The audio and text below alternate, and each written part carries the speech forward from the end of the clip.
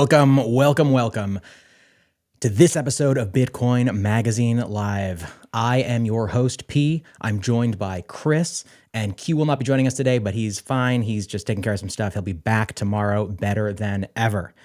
It is November 16th, and here are your news and notes. We're going to start with, of course, the story of the day. One of them, there's so many. Donald Trump has announced that he is officially running for president in 2024. Chris, what are your thoughts here? Yeah, he's just running. I think that's the thing. I think it's gonna be funny. I want Nancy Pelosi to run. I want Mitch McConnell to run. I want, if we can keep the average age like 85 and a half, like I think that's like the ideal person to run this country. Like the more dementia, the better. I think totally. That's the way forward. Yeah, if you're thinking clearly, you should not be in a position of power. We need the most diluted, I want a rematch of Clinton Trump for 2024, just so there's 8 years on them and they both hit Bitcoin. So I think, that's, when they both hit Bitcoin, I think you should love Bitcoin, but that's just me. 100%. Yeah. So yesterday we had some breaking news about missiles landing in Poland. I just want to do a clarification. So there was reports coming out of many of the mainstream media news, ABC News. It was tough for P&I to verify while we were live on air. Apparently Russian missiles crossing into Poland, killing 2 people was reported on many different mainstream medias. Earlier this morning, Poland's president came out and said it is very likely missile blast was from Ukrainian air defense, calling it an unfortunate accident. So just wanted to clarify on stream that, like I said at the time, it was like this was breaking news and we were unsure how to clarify this. It seems that it was, unfortunately, for the 2 people's lives that were lost and the countless damage and harm done to other people. So just wanted to clarify that and let you guys know. Yep, absolutely. Of course, this is, as you said, it's a breaking story. Or it was yesterday. So we were figuring it out as we went. I also realized that I forgot to tell everyone who our guest is today. I'm extremely excited to be talking to Izabella Kaminska. She is a very, very effective journalist who has come into Bitcoin through her understanding of the collapsing financial system. And as Pete Rizzo says, and she self-identifies as a doom coiner. So I'm very excited to talk to her later. She was a speaker at Bitcoin Amsterdam, was on an amazing panel. If you haven't watched it, check it out after the show, around Bitcoin's media problem. But let's keep going. We will also have another episode of FedWatch with Ansel and CK. They will be breaking down all the news coming out of the Fed. We actually have a story later on about the Fed and, something they're dabbling in, but we'll get right into it. P, hit us with the next story. Oh, God. The story, truly, Reuters can fuck right off. They recently just posted an article with the headline, I can't even say it with a straight face, with the headline, Sam Bankman-Fried did the financial system a favor. And this is absolutely infuriating to me. God, they say Sam Bankman-Fried has tipped the cryptocurrency industry into crisis, but the speculative implosion of FTX, the exchange he founded, has done the broader financial system a big favor. The curly-haired kingpin was at the forefront of pushing regulators and politicians to legitimize digital assets like Bitcoin. His downfall will slow this process and may even send it into reverse. What the fuck is going on here? I thought we were past these type of ridiculous FUD pieces. Yesterday, we had the fluff piece by New York Times about like Sam Bankman-Fried is a poor, hapless person. He was trying to do his best. Like, please, my familia. And now we have this where they're just claiming that this is a great thing and that, once again, they're just trying to massively FUD the entire Bitcoin and cryptocurrency space. And it's shameful. We're past this. This is fucking 2022. What are we doing here?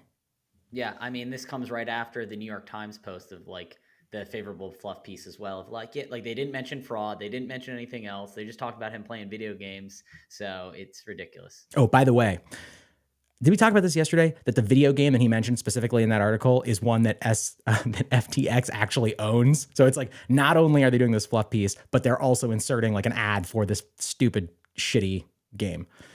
It's ridiculous. I'm sure you can trade shitcoins on that game too. That would be hilarious. 100%. Guaranteed. FTX revitalization. We will sell you this FTT token in the game. We've already stolen your money. Now we're going to steal your children's. As they play this game, they'll ask you for their money, and then you'll use it to buy worthless game tokens. But let's keep going. VCs are reported to be thinking about suing SBF. No surprise. It's reported by Walter Bloomberg on Twitter. That is not Bloomberg. It is an anon account. that reports the news, they're apparently just considering this very heavily, which leads into our next story. Chris.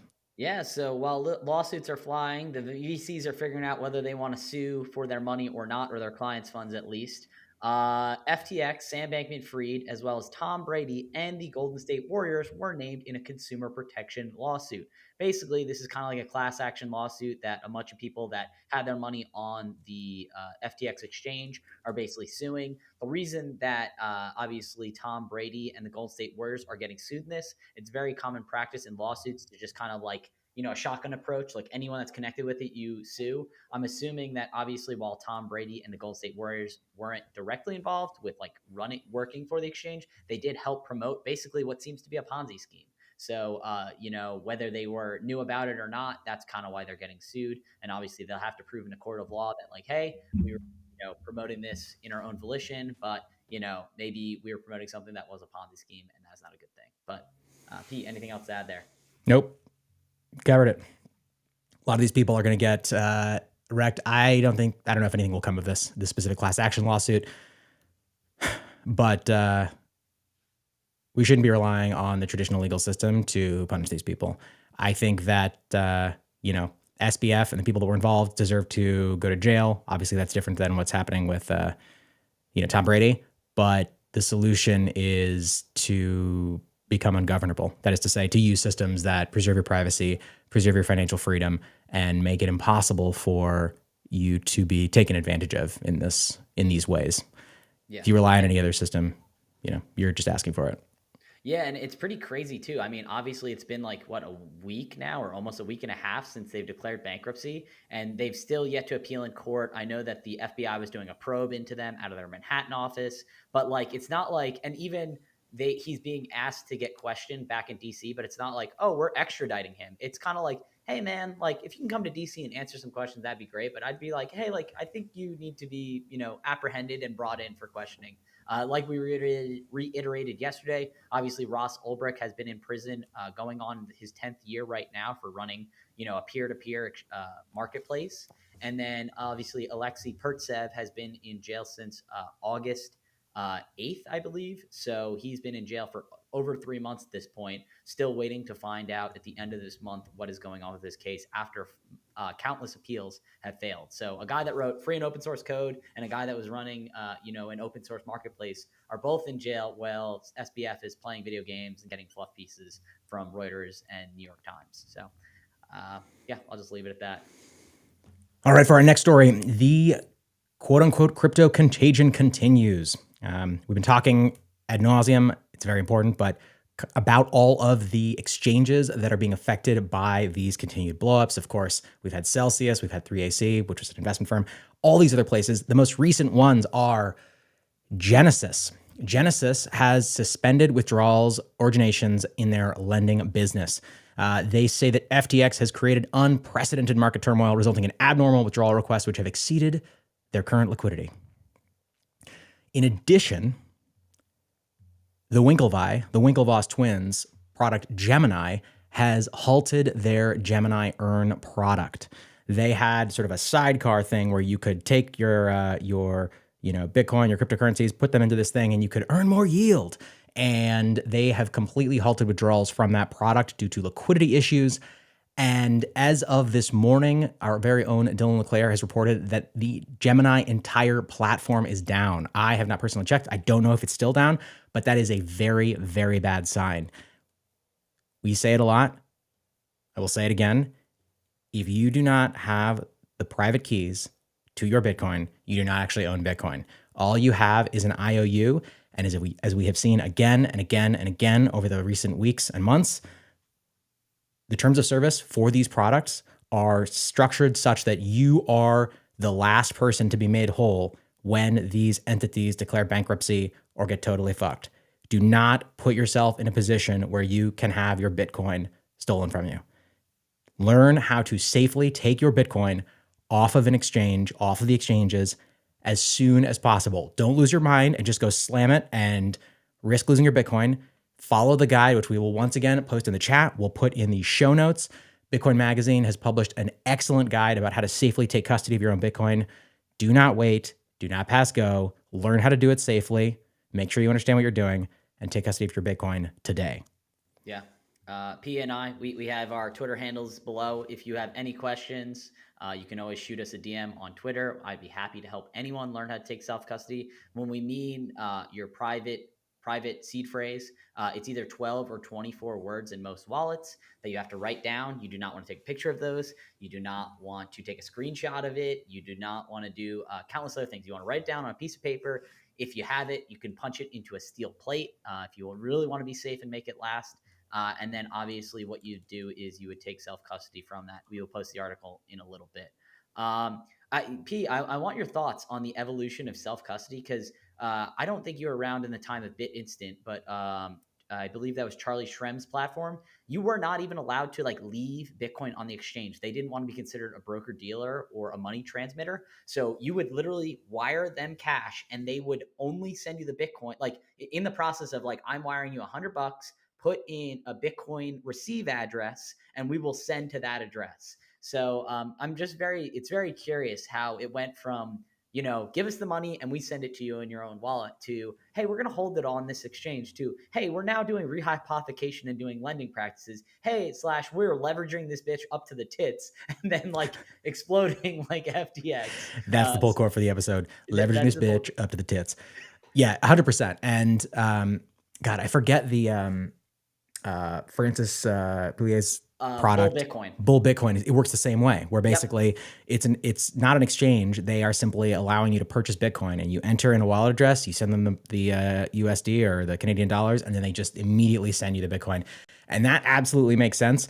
I think it's fantastic. There are two reasons that I think a lot of places don't do that. One is that, and I don't think this is a valid one, but it's because you make your market smaller, right? Because then you're basically limiting people who already fully understand how to self-custody their Bitcoin. You're limiting your available customers. And so if you're trying to run a business, you're trying to make as much, have as much market share as possible, that becomes potentially a problem. But the other reason, and this is of course what you're referencing here, is that exchanges, brokerages desperately want your capital because they want to be able to, as you said, leverage it, rehypothecate it. Even if it's just sitting there, it benefits them because they have it on their books and, that has value for them. So they're not doing this just to be, to do you a solid, to help you out. They're doing it because it has very significant financial implications for them. And of course, this is why this relationship between FTX and Alameda was so fucked up, because what they were doing is Alameda had all these trading strategies that they had built out. They didn't have enough capital to be able to deploy them. And so they had, FTX, they basically created FTT token. And one of the things they were doing was having people deposit their funds, their actual value, into FTX. And then they were secretly transferring it over to Alameda and using it to trade. But we'll talk about that in a minute. Yeah. And even to your point, it definitely helps from a business perspective. You're like, a lot of the things in legacy finance is AUM or assets under management. So they could be like, hey, we have all these assets under management. They're not their assets. They are custodying them for their clients. But this is something that's very common at the Fidelity, the BlackRocks, the Vanguards. We have trillions of dollars under assets under management.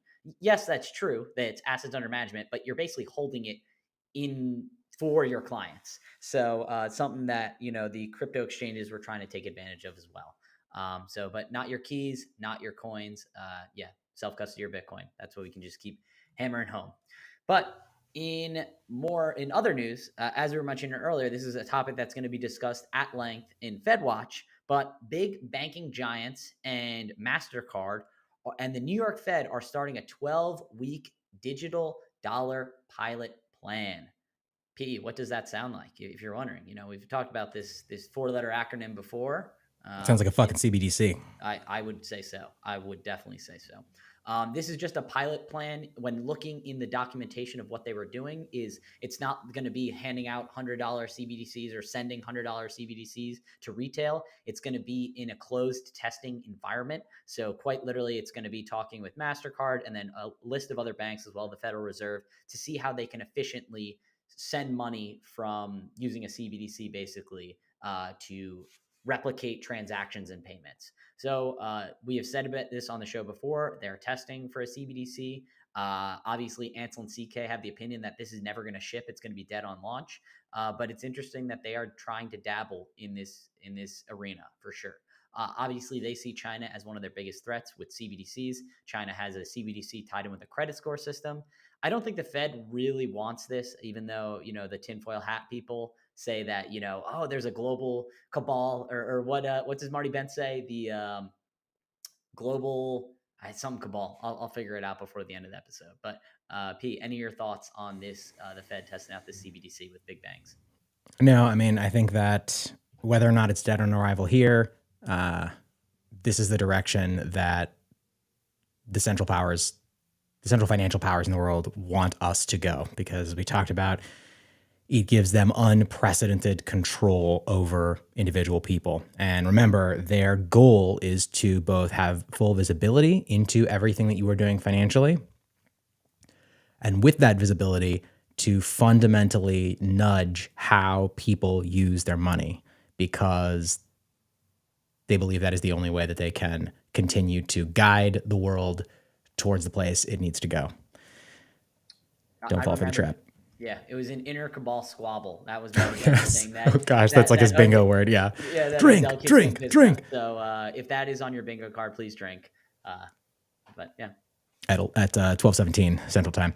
Let's keep going though. Cathie Wood, incredible investor, full-time baller, has just purchased 315,000 shares of GBTC.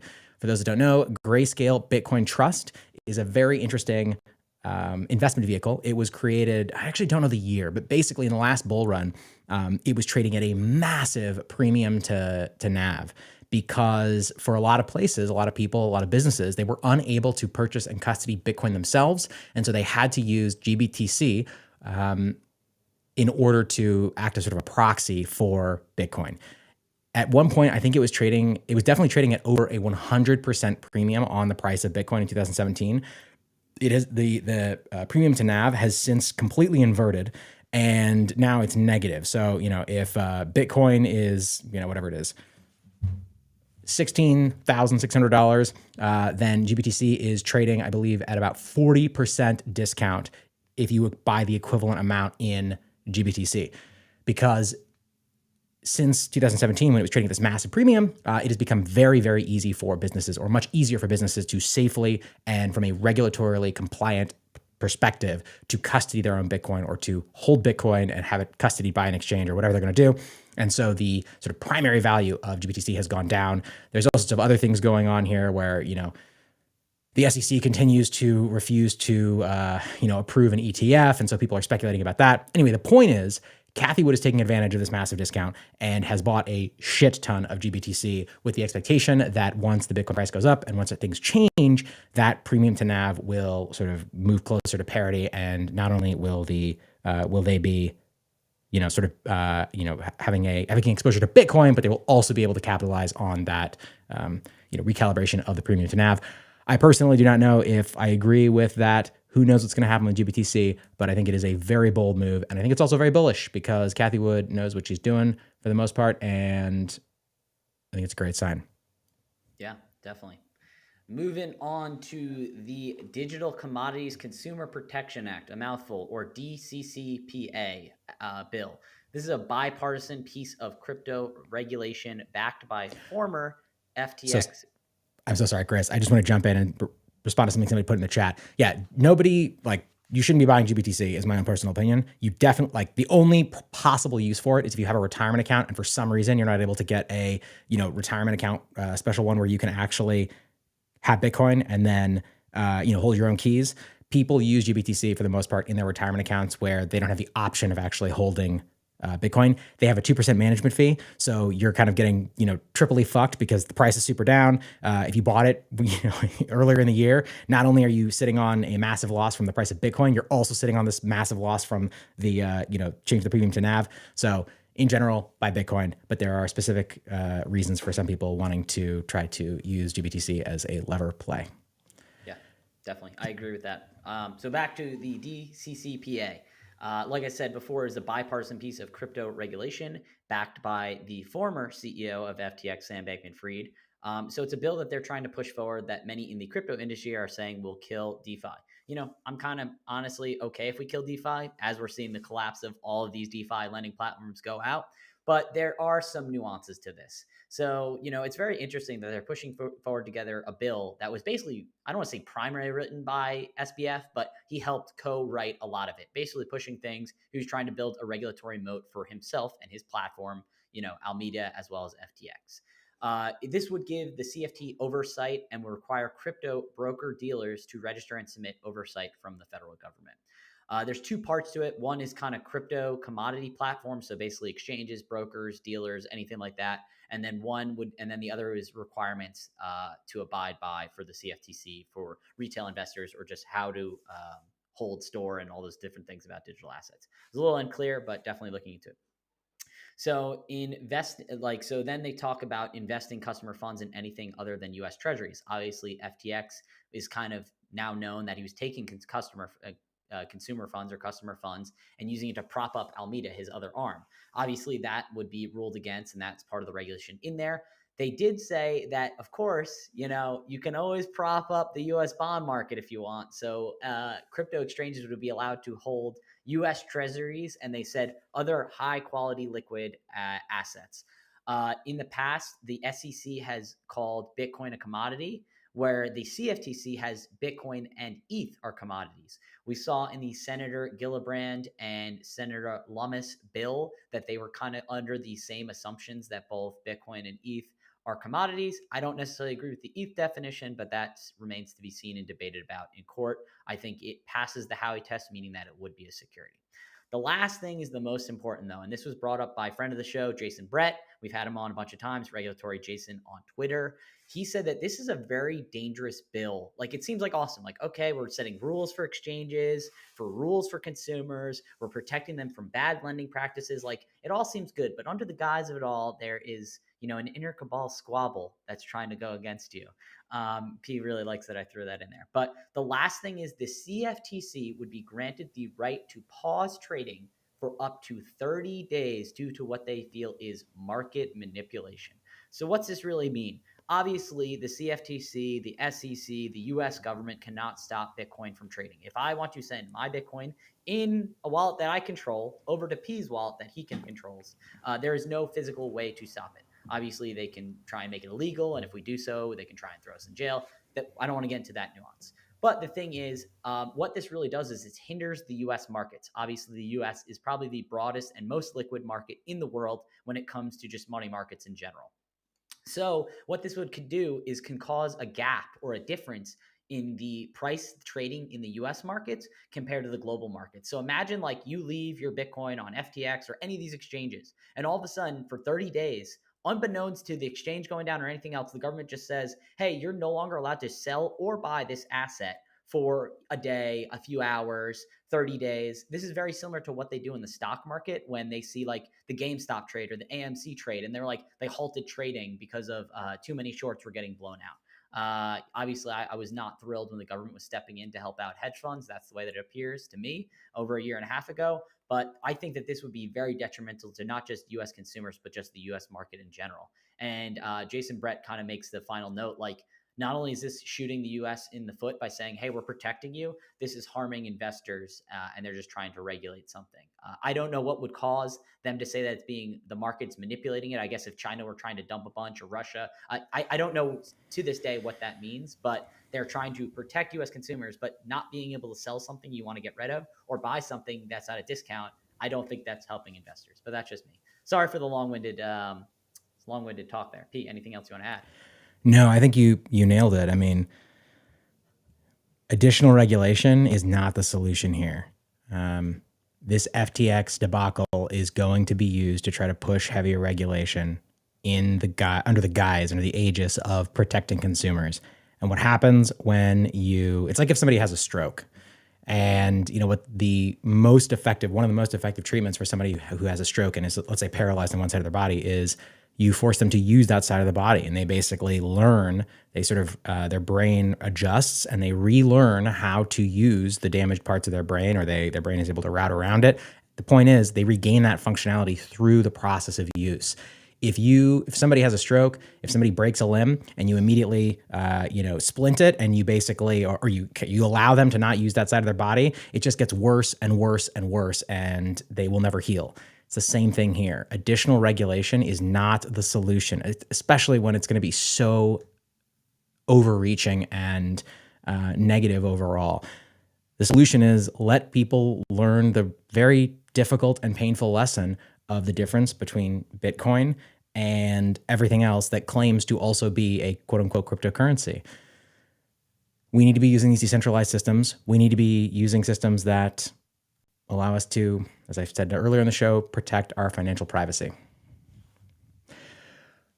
On that note, it has just come out that Alameda had an exclusive API key that allowed for faster trade execution on FTX than regular users, which enabled them to front-run trades from their users as a profitable strategy. And they still blew up. Dylan LeClaire reports on this. This is so fucked up. It's totally illegal. They're not allowed to be doing this. You're not allowed to be trading against your customers in this way. It just shows, again, that as this story is teased apart, the depth of the corruption involved is staggering.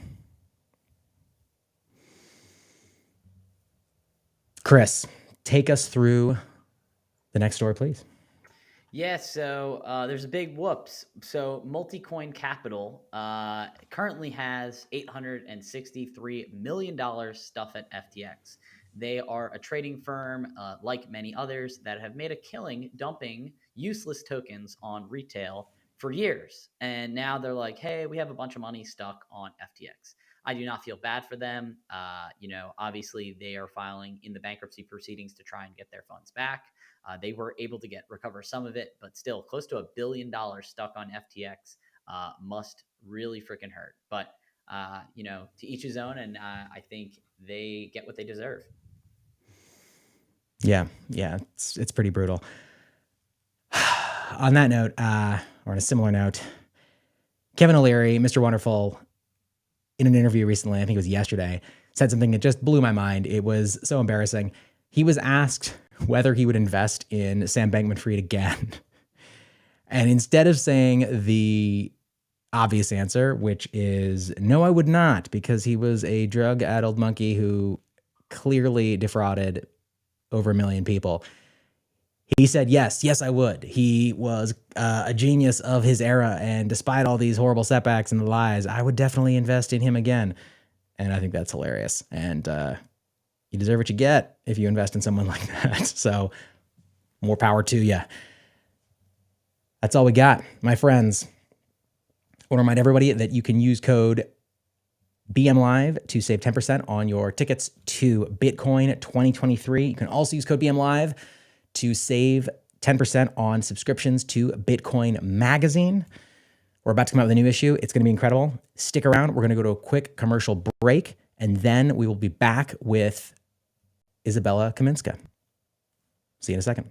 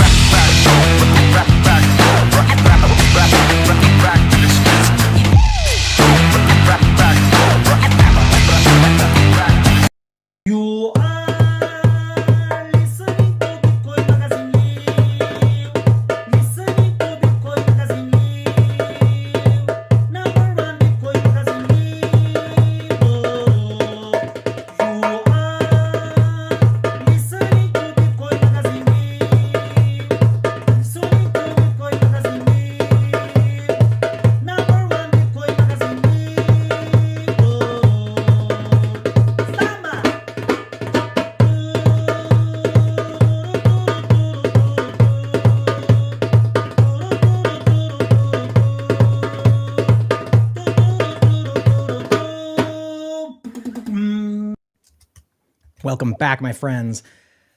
It's me, your host P. We're on Bitcoin Magazine Live, and I am here today with Izabella Kaminska. How's it going? Hi, can you hear me? I can hear you loud and clear. It looks like you're in a fantastic studio, although maybe those are blinds. But they're blinds. They look great. It's wonderful to have you. I want to introduce you briefly to our listeners and then ask you to sort of expound on that, because you have such a really substantial past in the journalistic space. Journalism. I think journalism is the right word here. But you were at the Financial Times for 13 years. You also were the editor of FT Alphaville, which is, as I understand it, Financial Times blog that focuses specifically on markets and finance. You also were a columnist. You've written on tech, finance, the broader markets. You've written about Bitcoin. What else is part of your significant history? Tell us who you are and what you're about.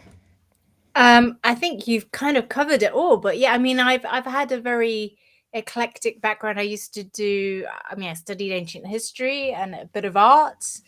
I spent some time in the former Soviet Union, in Azerbaijan as well. I spent some time covering business in Poland. So I've been around. Also worked for BP for a little bit. I think British you could call Petroleum. me, yeah. Interesting. In their comms department. That was about 20 years ago. So I've had a flavor of many different things. So I guess I'm a generalist, a jack of all trades, but it speaks to my style of reporting. So I think Alphaville as well was very much focused on, I guess, being in between all the different sections. So reporters are either specialists or they are more generalists. I think Alphaville would go deep dive when something popped up that was worthy of the attention. And we would be like a little advanced SAS troop that would go in, do a recce, really be ahead of the curve. And then we'd pull out and go wherever the next market crisis was. So we'd be like on-call specialists. And as a result, I think you get a really deep understanding of a lot of issues in little fragments rather than being a continuing expert in one field. But that's how I fell into crypto, because I think we were at the time, the technology team didn't think it was a tech story. They thought it was a finance story, so they weren't covering it. And the finance team thought it was a tech story, so they weren't covering it. So we were kind of the team that ended up, picking it up because we weren't specific. And it was clearly an evolving story. And so what year was that? So I think I first covered it in 2012, 2013. Yeah. Wow. So 12, I think. Tracy Alloway was actually the first one to write about Bitcoin at the FT. She's now at Bloomberg. You might know her. She hosts Odd Lots. Yeah. So she did the first post, and I remember that very clearly. And then we just kept going from there. Interesting. Okay, so this is as part of FT Alphaville.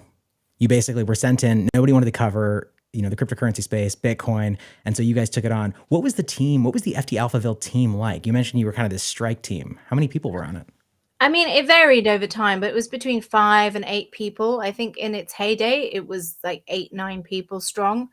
We would sometimes second people from other departments, but it was always a team of around 4 and 5. Towards the latter years, we diminished to 4 people. But it was, I guess, a function of how much spare cash there was for special ops. And we were like a little skunk works of the FT, outside of the direct chain of command, somewhat like a little secret cell doing our own thing. But as we, as I guess, our coverage drew, I mean, in the early days, the rest of the newspaper, that it was quite slow to adopt the blogosphere, because it was seen as something that was beneath the kind of, the paper was very established, and that online thing, it was just what kids did, right? And so we were the online team, and internally we didn't have a lot of social currency, but externally we were going up and up and up. And I think at some point, I think that there was a shift in how like newspapers treated online versus the paper. And we ended up having a much bigger sort of social impact because we'd already been online, and all the other journalists was playing catch up with us. So that's when our I guess our currency began to ascend a little bit, but it also made us more prone to being controlled by the internal kind of editorial processes, because I think when finally people realize that, you know, people pay attention to this weird little thing, we need to control it better. So I think that's when some of our freedom was diminished a little bit. Interesting. I'm just imagining you as like the most badass possible group of journalists. I'm imagining you like smoking, you know, it's like you're like the goon squad in like a police procedural, you know, everybody's like, oh, don't talk to them, don't sit with them, they're crazy. You guys are like the early days was like that. That's I mean, so funny. certainly in the early days, me and Tracy did used to smoke. I don't smoke anymore, but I think, I hope the connection's still working. Yeah. So yeah, it was a bit like that. We were definitely outsiders, and like we were this like little, you know, we didn't talk to anyone. People were like, who are those guys? Yeah, like definitely. Vice in a police procedural. That's what I'm thinking of. The Vice People department. maybe a little bit scared of us. Maybe. I think definitely. It sounds like. Okay, so you you start doing this. You said you started reporting on the cryptocurrency space and Bitcoin. You said in about 2013. Yeah, I think it might have been as early as 2012. I'm going to look it up. Okay. But I think it was as early. I mean, I remember when I first covered it, like Bitcoin was around $200. So maybe less. I think I remember it being in the hundreds. So I could have made a lot of money, but I didn't because I was neutral and I never bought any. So I was a no coiner for a long time. Was that because? Oh, there's a slight echo. Oh, I wasn't hearing it before, but I am when I'm talking. Maybe if you click on the little gear on the bottom right of the screen, and then you click, just make sure that that like there's an echo. If you go to the audio setting, there should be like an echo cancellation little switch. Make sure that's switched on. Oh, all right. Let's see if we can keep going. I think that may have fixed it. But so tell us about your experience as a journalist reporting on, you know, the Bitcoin space, because, you know, as our very own Pete Rizzo refers to you as a doom coiner now, but you know, someone who, I don't want to spoil the story. So tell us like what it was like, what your views towards Bitcoin were like when you first started reporting on it, how you viewed it, and how that changed over time. So I hope maybe the connection is going a bit, but it must be the rain or something in the UK, or maybe who knows. So how it changed. So in the early days, I think I was a central banking geek. I was a conventional TradFi geek. And so naturally I was quite cynical when something like Bitcoin came on the scene. As a financial history scholar, you know, I had looked at all sorts of different money systems, and it seemed to me quite naive, the idea that Bitcoin could sort of take over the conventional traditional system. Also, I think it's really important to stress that even though we'd been through 2008 and I was noted for the conventional banking system, I think Alphaville's sort of position was we're just critical of everybody. we weren't fussy in who we were critical. We weren't like cheerleading one and being anti the other. You were Bitcoiners at heart already. Everybody, you know, being a Bitcoiner is often about just being a contrarian and just fighting with everybody.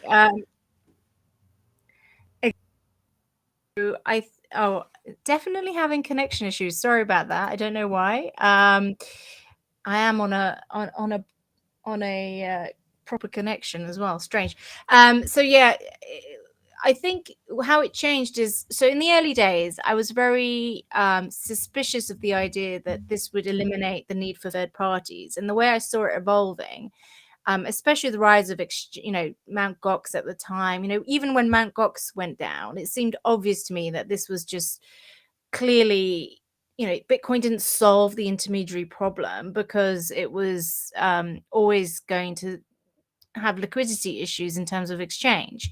And I saw the potential for terrible abuse with the rise of like all sorts of new intermediaries who were going to have to bridge the divide in terms of the knowledge gap, because Bitcoin works in theory for like people who understand technology and have um, the I guess the tech know-how to manage all their privacy stuff and all that.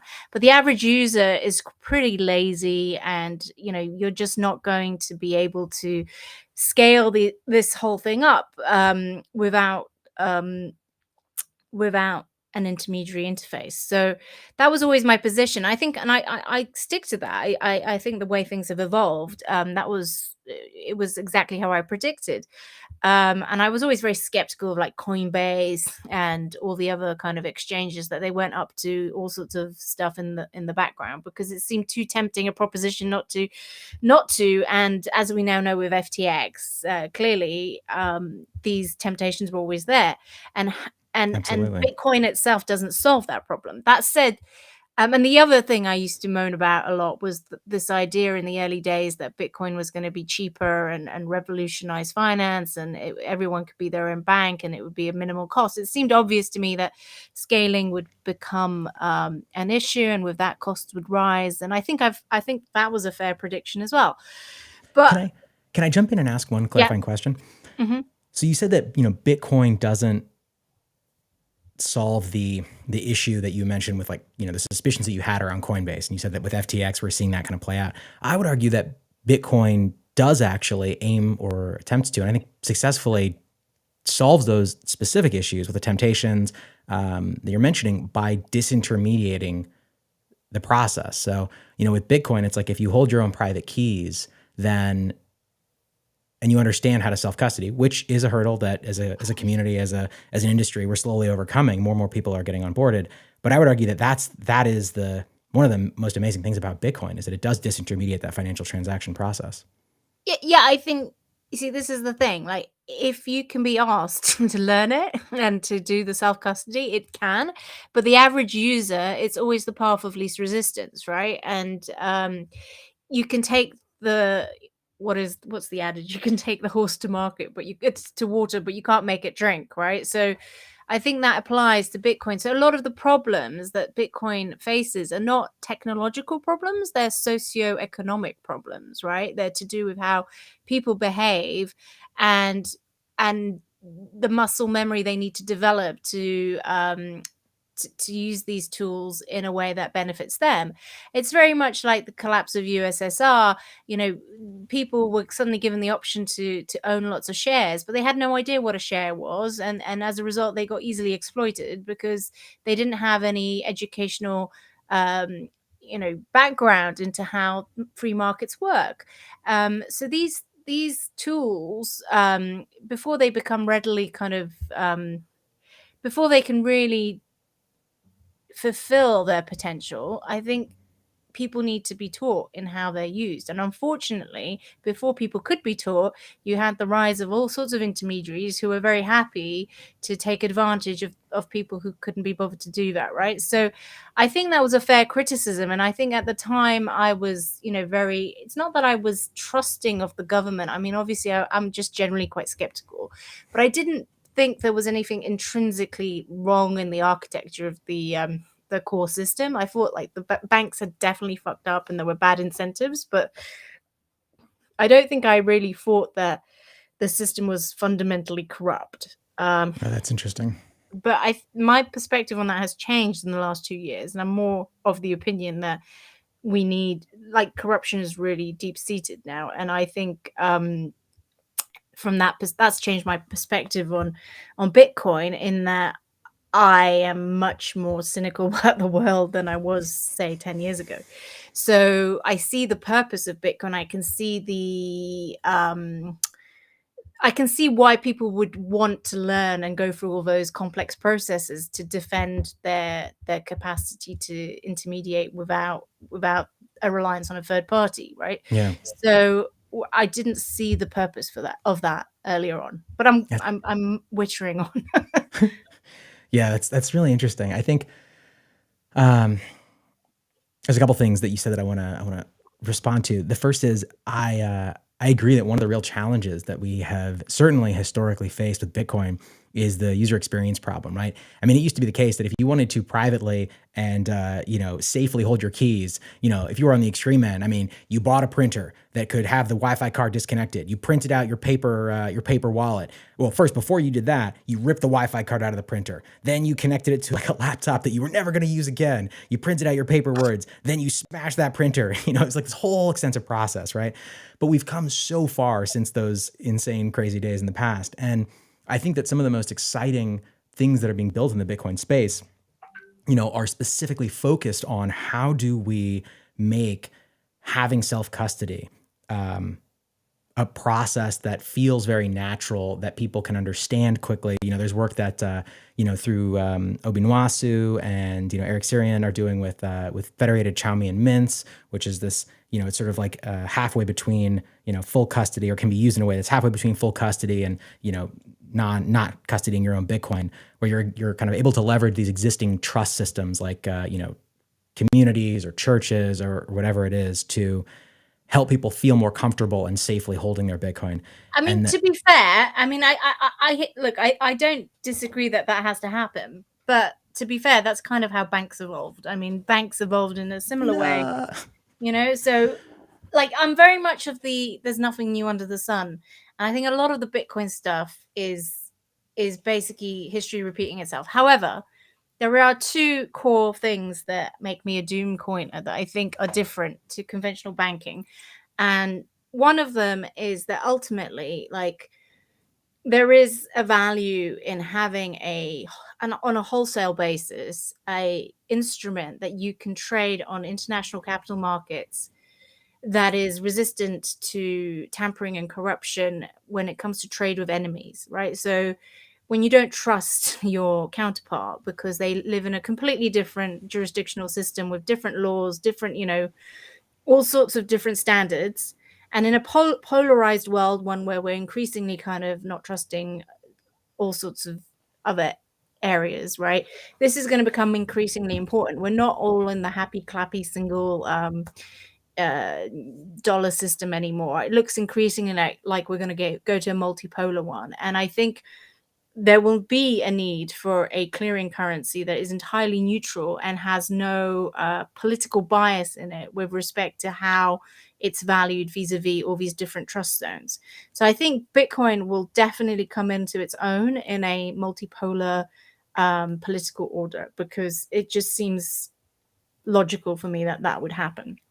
And of course, when you don't trust your enemy, there's no other way you can clear large payments in a trustworthy way outside of a kind of Bitcoin system. So there's that. It used to be gold, of course, but like I think the economics of transport, you know what I mean. Of course. Gold is also it's heavy. Gold. But exactly. So I see that, and then the second thing that I think is very important about Bitcoin is the censorship resistance, which I think has, in a world of uncertainty and who knows how the powers that be, whether they abuse their rights or not, they might not, but I never thought they would. But I think I'm more conscious of how quickly large communities can descend into madness because of the internet. And who knows if and when people do go a bit mad, it's good that there is a contingency in Bitcoin. And at that point, it would make sense for you to learn all those processes, because when you're like living in a nice free society and a bank offers, path of least resistance makes total sense because you're not worried about anything. But if you're fighting for your life, or you're having to raise money in the context of an oppressive regime that's going to kill you or whatever, then you're going to learn how to self-custody. Like, that is the incentive you need to do it. And I think it's really important that there is that possibility with Bitcoin, that you can always go to a last resort non-confiscatable asset that can allow you to raise money for resistance of any sort. So I think that's why I'm a doom coiner, if that makes sense. No, it does. And I just think, to me, I often talk about how in the United States, at least, and I think in the UK as well, but even more so in the United States, as the producer of the world reserve currency, we are almost handicapped by having the experience of living in a country where we are at the world, or we do produce the world reserve currency. You go to places that are already forced to use the dollar as a store of value, or to use other currencies as a store of value. And for them, they get a lot of the ideas of Bitcoin just immediately. They're like, oh my gosh, this totally makes sense. Like, where can I get it? Whereas with, people in the United States or in Europe, it takes so much more effort, I find, to explain to them why these things are useful. So it was something I was reflecting on while you were. No, I think that's exactly right. So I think it's just a shame that the asset itself is still very volatile, because if you are in a precarious situation, it's not great that you have a highly volatile asset. But I think, I think that will change in time. And also, once a lot of the froth in the market is with the if I identify with any team in the crypto world, other than doom coiners, it's more of the Bitcoin maxi mindset, because I do think all the other stuff is mostly crap. And I mean, there's something interesting in NFTs, but not in how it's like been propagated. I'm quite interested in, I don't know, because I did do art. I like the idea, the intrinsic idea, if you could onboard everybody into a single system where you respect these rights, but it's hackable, right? It's not the same conceptually as Bitcoin. So I would so when you say that about precarious societies, I think that makes a lot of sense to me. It's just a shame about the inherent volatility. It's also a shame in my mind that so many Bitcoin companies have seemingly abandoned those core values, and are happy to kind of forego censorship resistance, and are, obviously I understand why they're doing it, because they want to be regulated and they want to benefit from the being inside the regulatory loop, right? But it is a massive compromise, and it is creating the opposite of what Bitcoin is supposed to be about. I want you to sling some mud. Who were you talking about specifically? Let's get into it. Well, I wrote a column about Coinbase when they listed, right? I think that was like a deal with the devil, right? To get Absolutely. a listing. Ugh. I hate Coinbase so much. Well, because they're the antithesis of what it is absolutely supposed to be. And I think, you do it for the money. You you get, the stamp of approval from, it's like sucking up to your parents or whoever to get the stamp of approval you need, and then abandoning all your values. It's an entrapment process, which is fine. I guess SBX was also SBF was also kind of going down that cozying up to regulators, and I'm okay to abandon my values providing I'm in the regulatory loop, right? And then once I'm in there, we'll put up the moat so there's no new competition that can come and offset me, right? So that I think is quite despicable, because it's definitely hypocritical to the whole value proposition. And I was very surprised that people fell for it.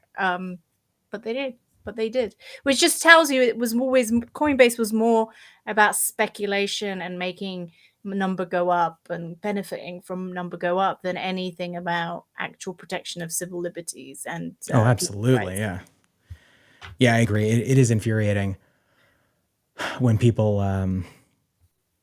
the way that gets obfuscated, the affinity scamming with Bitcoin. You have Bitcoin and then you have everything else, but the constant refrain of like, oh, I love Bitcoin, buy my shitcoin, is so disappointing. And we just see it again and again and again. I want to dig into the term doomcoiner, because we didn't actually in this conversation go into what your experience was during COVID and really what that moment was for you. And you were like, oh my gosh, this has to change. This is not tenable. Can you speak to that? Well, I mean, I guess we all went through COVID in our own ways. I personally thought everyone went mad, but I know not everybody thinks like me. It's not that I'm a COVID denier. I had COVID. I completely, I don't want to diminish people's experiences. Obviously, people died. It was a terrible disease, but I think the proportional reaction was over the top, and I think it did us more harm than good. And what I really didn't like was the suppression of free speech that came with it, and the fact that suddenly anyone who was questioning policy was deemed some sort of dissident or nutter or conspiracy theorist. It was incredible in my mind and a very anti-scientific. As a critical minded journalist, I just couldn't, I found it very hard to operate in that environment. And I've never been a kind of consensus player. I've never been somebody who just complies. So I mean, obviously I'm law abiding, don't get me wrong, but like I feel that you have to push back against stuff that you don't believe in, and suddenly not being able to do that made me very scared about society, because I thought it really doesn't take as much as I thought it to make everybody kind of turn against you and go a bit mad and start suppressing long-standing civil liberties as if you know they just don't mean anything anymore. So that really opened my eyes, and I guess that's what made me open-minded towards Bitcoin, because I was like, well, maybe there is a problem here. If this can happen with COVID, God knows what happens in some other situation, right? So I think my approach to Bitcoin is very much like it's like an insurance policy. Brilliant if we never need to use it because we can trust our government, and certainly theoretically centralized systems are more efficient. There's no doubt about that. If you can trust your government and you can benefit from those frictionless systems, that's great. But once that trust is gone, once you are in an oppressive system, you can't build a contingency. The contingency has to already be there, so it's too late by then. So my view is very much, I mean, people kind of question me when I say this, but I do think it's a worthy analogy, which is it's a bit like the right to bear arms. It's best when you don't have to use those arms. Like, they're just there as a guarantee, just in case. You know, they're supposed to keep the government honest so that it never goes down the total tyrannical dystopic route, right? Because it knows the citizenry is armed with a mechanism for defense.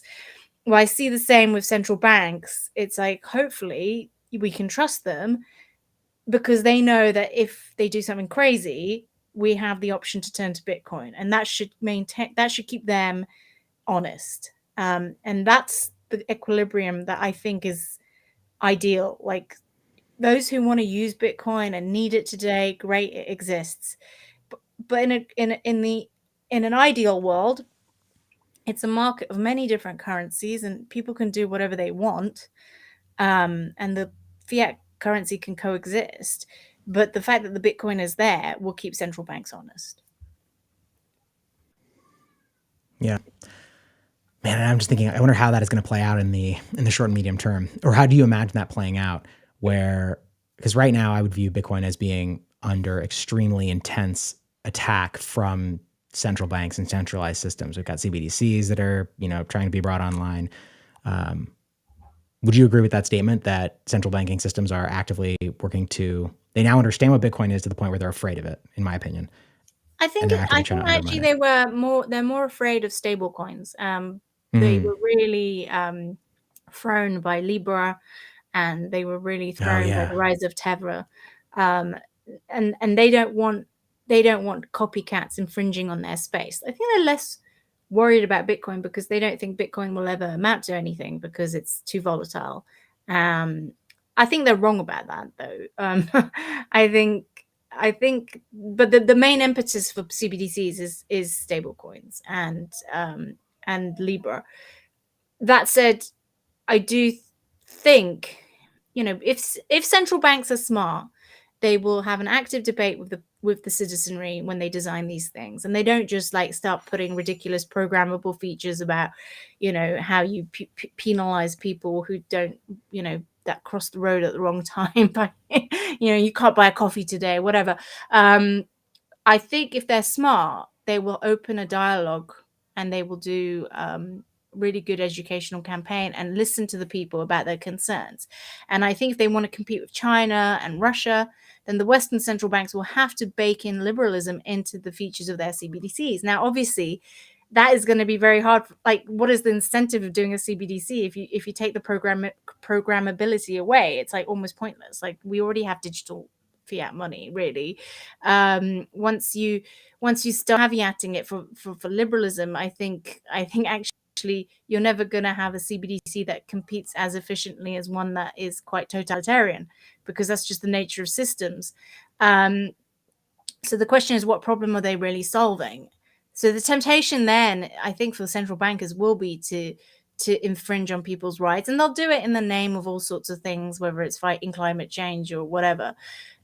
So whether they can sell it to the people, that is the big question. But I think overall, it's great that Bitcoin is around, and perhaps this will be the moment with the SBF collapse, the FTX exchange, that people start to revisit the real kind of custody ownership, was it self-custody framework, and perhaps it's a time for us to build back a better system in Bitcoin, which isn't so reliant on third parties, that maybe we learn from our mistakes as well, and then everyone kind of benefits from the resilience and prepares for a mechanism that can actually challenge any top-down authority from CBDCs. Yeah. I feel like it seems as though the way CBDCs will probably be rolled out is the same way that, in my mind, instead of trying to penalize people for, wrong behavior, right? Everybody's worried that it's going to be like, if you don't spend this CBDC within 2 weeks, you lose it. It seems like we've already got systems in place, and people are already very comfortable with credit card based systems or similar systems where it's like, if you spend it on this specific sector of the economy or in this specific way, you get bonus points. It'll be sort of like the carrot versus the whip, but I think that will still lead to the same outcome in the end if they're able to push it and launch them. Yeah, I think that's exactly right. And you've already, with the energy crunch, I think you'll see people getting discounts on their energy bills if they do energy saving behaviors. And that's how it will start. And it will combine into sort of account-based, programmable credit feature where money itself becomes totally deneutralized, because nobody's money is going to be fungible with somebody else's money, because everyone will have different boundaries on how they can spend their money, right? And different, so if it used to be that money is neutral, and that's why markets work, because the price signal is what determines how goods respond to supply and demand. But in a CBDC world, you risk totally demonetizing the system and going to a world where things clear not through any price signal, but through some arbitrary algo-driven AI system that determines on a top-down, very what I call a Gosplan 2.0 system, which is focused not on innovation and create human creativity, but is very top down and retrospective, based on how your behaviors were yesterday, not on what you can fulfill in the future. Oh, that's so interesting. And that's really dangerous, because for us to really get through the challenges of the next century, we have to innovate. And any of these AI holistic, overly controlling systems have a tendency, in my opinion, to repress the individual and repress his capacity for innovation. And innovation can only come with risk.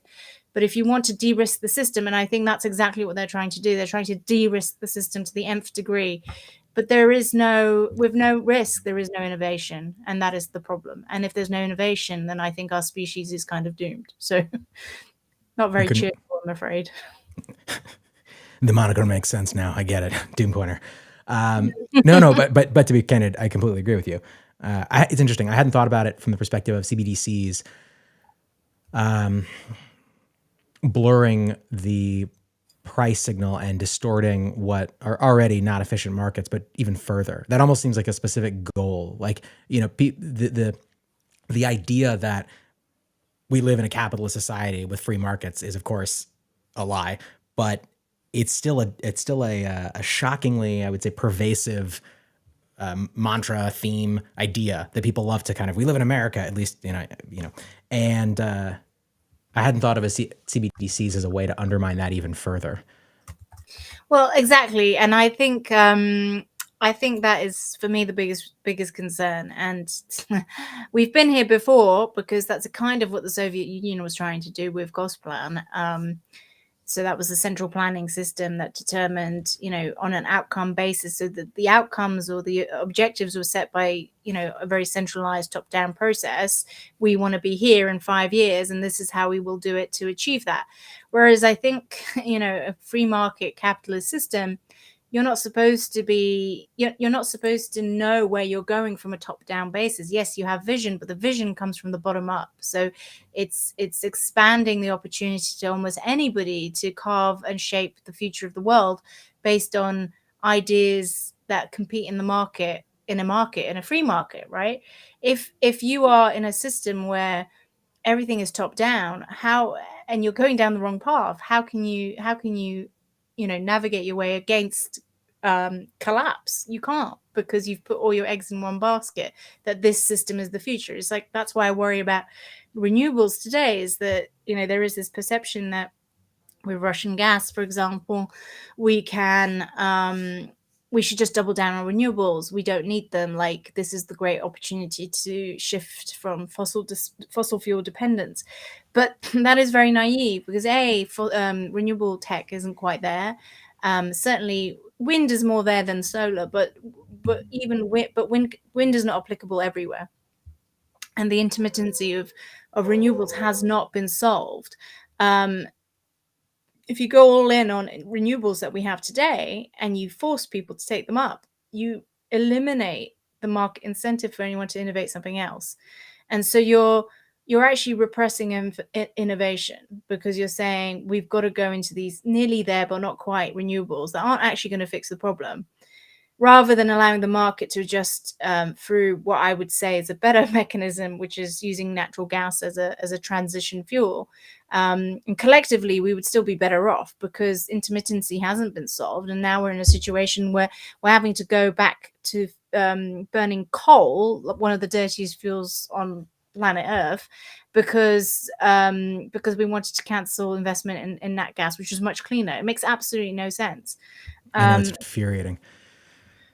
So these are the sort of unintended consequences that come from top-down planning environments. I don't think it's healthy. And that's why I think Bitcoin is essential in some ways to push back against any of that. Because it's only out of a competing dark market that you can get, or dark, it might be light. Who knows? Evil, you're saying. But you see, I think the regulatory system, or like the conventional system, thinks about freedom. It's very scared of freedom, because with freedom comes the right to choose bad as well as good. You hope people would people are given freedom to choose, and you hope they choose to do the right thing. But it's not a free system if you take away the option to do bad, right? So that's why regulators and governments feel very scared about freedom, because they need to manipulate you, they think, into doing the good stuff, not the bad stuff. And that's why I think with Bitcoin, there is such an emphasis on, well, it's used by dark markets and terrible things. And yes, it is. But sometimes, I think in an oppressive regime, today's criminals become freedom fighters, right? So you have to sometimes the tables can turn quite easily. So today's criminals, tomorrow's heroes. It's really a matter of perspective, depending on who is oppressing who. And that's why freedom is so subjective, but also so important. Yeah, very well said. So how do you see this playing out in the short and medium term as we go through this? And I'm taking notes, so I'm going to hold you to this. I'm going to contact you and make sure that you were right. But no, all joking aside, how do you see this playing out over the next year, 5 years, 10 years? What, the whole thing? Yeah, just like everything that's happening in the solar system today, including how you see kind of this conflict between CBDCs, but also just kind of Bitcoin and the centralized systems that are threatened by it, and stablecoins. So I think we'll see this massive row. I don't think it's the end of the fallout with FTX. I suspect there's going to be another episode. I mean, it's following the pattern of 2008 in funny ways. So it was like Terra Luna was like the Bear Stearns moment, or maybe more like LTCM. And then now is maybe the Bear Stearns moment. And then we're still going to have a Lehman maybe. So I suspect it's not over yet. But I think to be cliche, it's probably good for Bitcoin because it shakes out all the nonsense, and hopefully that makes the system more resilient. And unlike 2008, there is no bailout, so there is going to be actual moral hazard. We're not going to eliminate that. So this is an interesting test, and it's like a parallel world of like what would have happened to our core financial system if Bernanke hadn't have bailed out the system, right? Would it have regrown? Would people have weathered the losses? Like, it'll be interesting to see. Obviously, it's not comparable in scale, but it is a microcosm. It's like a little test, like a little petri dish where we can figure out what might have happened had we not bailed out the system. And I reckon... You're 100% confident that there won't be any bailouts? What, from the government? I don't think it will come from the government. I mean, it might. I agree, by the way, but I'm curious. No, I don't think. I think. I mean, if we're going to go down conspiracy theories, I think it's entirely possible that the FTX failure will just encourage hyper regulation of the sector, and that people will be, incredibly fearful of investing in crypto from now on. And I think KYC, AML, and there'll be almost no, what's the word? Freedom wallets or whatever. Like, it'll be very hard to have something that isn't hyper regulated. But hopefully the system will innovate and find ways to get around that. Because I think, this is controversial, but I think if Bitcoin has to succumb to regulation, it kind of defies the point. I don't think that's controversial at all. I completely agree. I think it is controversial in my trap. You're hanging out with the wrong people. It's supposed to be self-regulating. That's the idea. I think in an ideal world, it's self-regulating. It doesn't need the additional authority, and people have to go through these periods of pain and be kind of, and learn from them, because it's a cyclical thing, like Disney films or whatever. We all have to go through a Disney film, like, as we grow up. We all learn from it, and then every few years there's a new generation of people who go through it. But what the conventional system has done is it's tried to take risk out of the system completely. It's overreacted. Like, I'm not saying it's difficult, because the banks were doing really dodgy stuff, right? Don't get me wrong, they were. And they should have been more honorable, and they should have self-regulated better.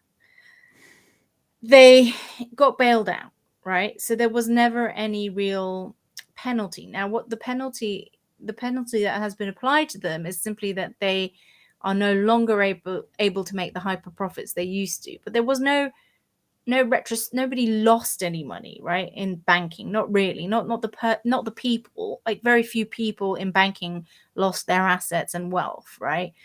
Some did on the margin, but like most people didn't, right? So there was never any pain in banking. They've just been clipped in terms of how much money they can make.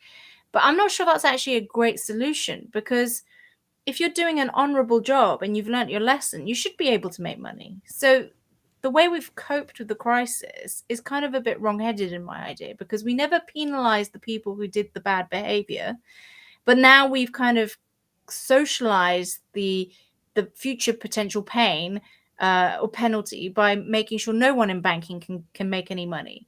And that's sad, because banking actually used to be one of the few professions where people could elevate themselves like in terms of status. Like, there are very few industries which people can access and make a lot of wealth in. Like, it is very unique in that sense. And banking generally didn't discriminate. Like, they just wanted savvy people. They didn't care what class you came from, or they just wanted bright young people who can make money, right? So in that sense, it was very egalitarian in a weird way. But I think we've now repressed banking entirely, so there isn't that potential. So a lot of the people who would have been misbehaving in banking have turned to like the crypto market or wherever instead.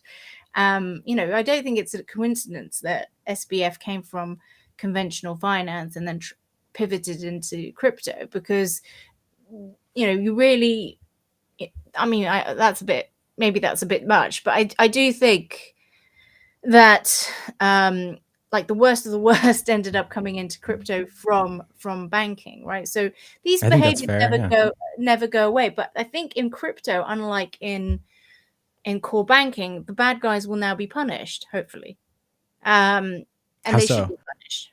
Yeah, you mean Well, they lose punish? their wealth. They lose their wealth, and they Yes, I actually, see. right? They don't Because get bailed out. yeah, guys, I do not think SBF is going to go to jail. I think he should, but I don't think that's going to happen. But you said something Well, we that have to give him the benefit of, like, innocent until proven guilty. So he has to go through some sort of process. But at the moment, I mean, who knows what happened behind the scenes? But I think we have to be level-headed about it. I do believe in the judicial process of you're innocent till saying proven guilty. you're saying lynch mob's bad. Yes. Okay, controversial Well, opinion. because Got a it. good example of that is what happened to the LIBOR traders, because Yeah, there no, was no, a lynch mob that went after them. And retrospectively, we now know the wrong people went to jail. Like, those guys were not really to blame for anything. Mhm. They were just doing their jobs. And they were taking, in many cases, they were whistleblowing on what was happening and the orders they were getting from the top. Some of the worst actors in LIBOR were actually the top institutions, including the Bank of England, who was telling the traders to manipulate the LIBOR rates. So I think lynch mobs are bad because they lead to bad. And by lynch mob, just to be clear, you mean like sort of overly reactive groups that are basically sort of like mob psychology and doing. Yeah, I agree there. I do think any psychology that makes you think it's a good idea to throw away, centuries worth of, normal judicial practice because you have to make, you have to deliver a scalp to some, the braying mob. I think that's bad. absolutely. I think that's fair. I do think SBF is, in my personal opinion, is guilty. It certainly seems like he is. I think there's a lot of data coming out, but I agree with you that the judicial process is there for a reason. But even more importantly, I think, this is all just about incentives, right? It's like to something you said. I think the worst of the financial industry, when Bitcoin started to become popular, I think a lot of people were like, "Oh, we want to manipulate this. We want to basically figure out how we can use VC style investment tactics," and they couldn't, and so they were like, "Well, let's start Ethereum," and then that spawned so many different things. And I think that is, I just don't have any trust in the traditional judicial system as it stands today. I think that the solution is to use systems that are extremely resistant to the types of attacks that you don't want to be subject to. And I think Bitcoin provides a really powerful tool. Yeah, I in mean, that you're regard. not wrong. Judicial systems are massively flawed at the moment because of the scale issue, and they are access to the law. Like, the law itself is often honest and correct. It's just the access to the law is not there for most people, or cost prohibitive, right? But in a criminal case, I think most people do get their day in court. Not everyone does. That's true. Interesting. But I think I may be more of a doom coiner than you are. Obviously, I'm using that term very, very loosely, but I just have so little faith in traditional legal systems. And I would argue that they kind of have always been extremely corrupt. I think anytime you have people in a position of power who can benefit from manipulating those systems, I think it's like a tale as old as time. They will and have. well, different jurisdictions have different legal systems, but I think there is, obviously, in Europe, there is a massive differentiation between continental Europe and the UK, which, we have law by precedent, whereas on the continent, it's all constitutional law and based on case. I think it's called precedent law. No, that's us. It's case law, right? So, Wait, and where does common law fit in, or is that a totally different thing? Sorry? Where does the term common law fit in, or is that a completely So different thing? in the UK, we're common law. So Okay, we're got it. basically we evolve our laws based on logic. And, like, well, if you said that was wrong, When you put it like then- that, it sounds like yeah. So you can't, like, if two things are contradictory, you have to then have a legal decision, which then sets the precedent. And theoretically, everyone's treated equal in the eyes of the law. So if someone got let off because of X and it's a similar case, then they shouldn't necessarily be taken. That's why precedent is such an issue. In continental Europe, they have there is an element of precedent, but by and large it's like the letter of the law is X. And if you are, it doesn't matter about the situation or the context, if you are seen as breaking that law, you are going to jail. And you saw that with the EU, because it was, I think I saw I was speaking to a lawyer. It's like when we joined the EU, like the British system did not gel very well with the continental system. So when the EU laws we were forced to like transfer all of the EU laws, our case law, like we suddenly started, but the books we had of law just started ballooning, because when you have to kind of apply a rule for every situation, you're never going to cover every situation, and you abandon common sense in that process. And there's always a hack, because there's so much complexity in the system, you're just never going to figure out like a rule for every single scenario.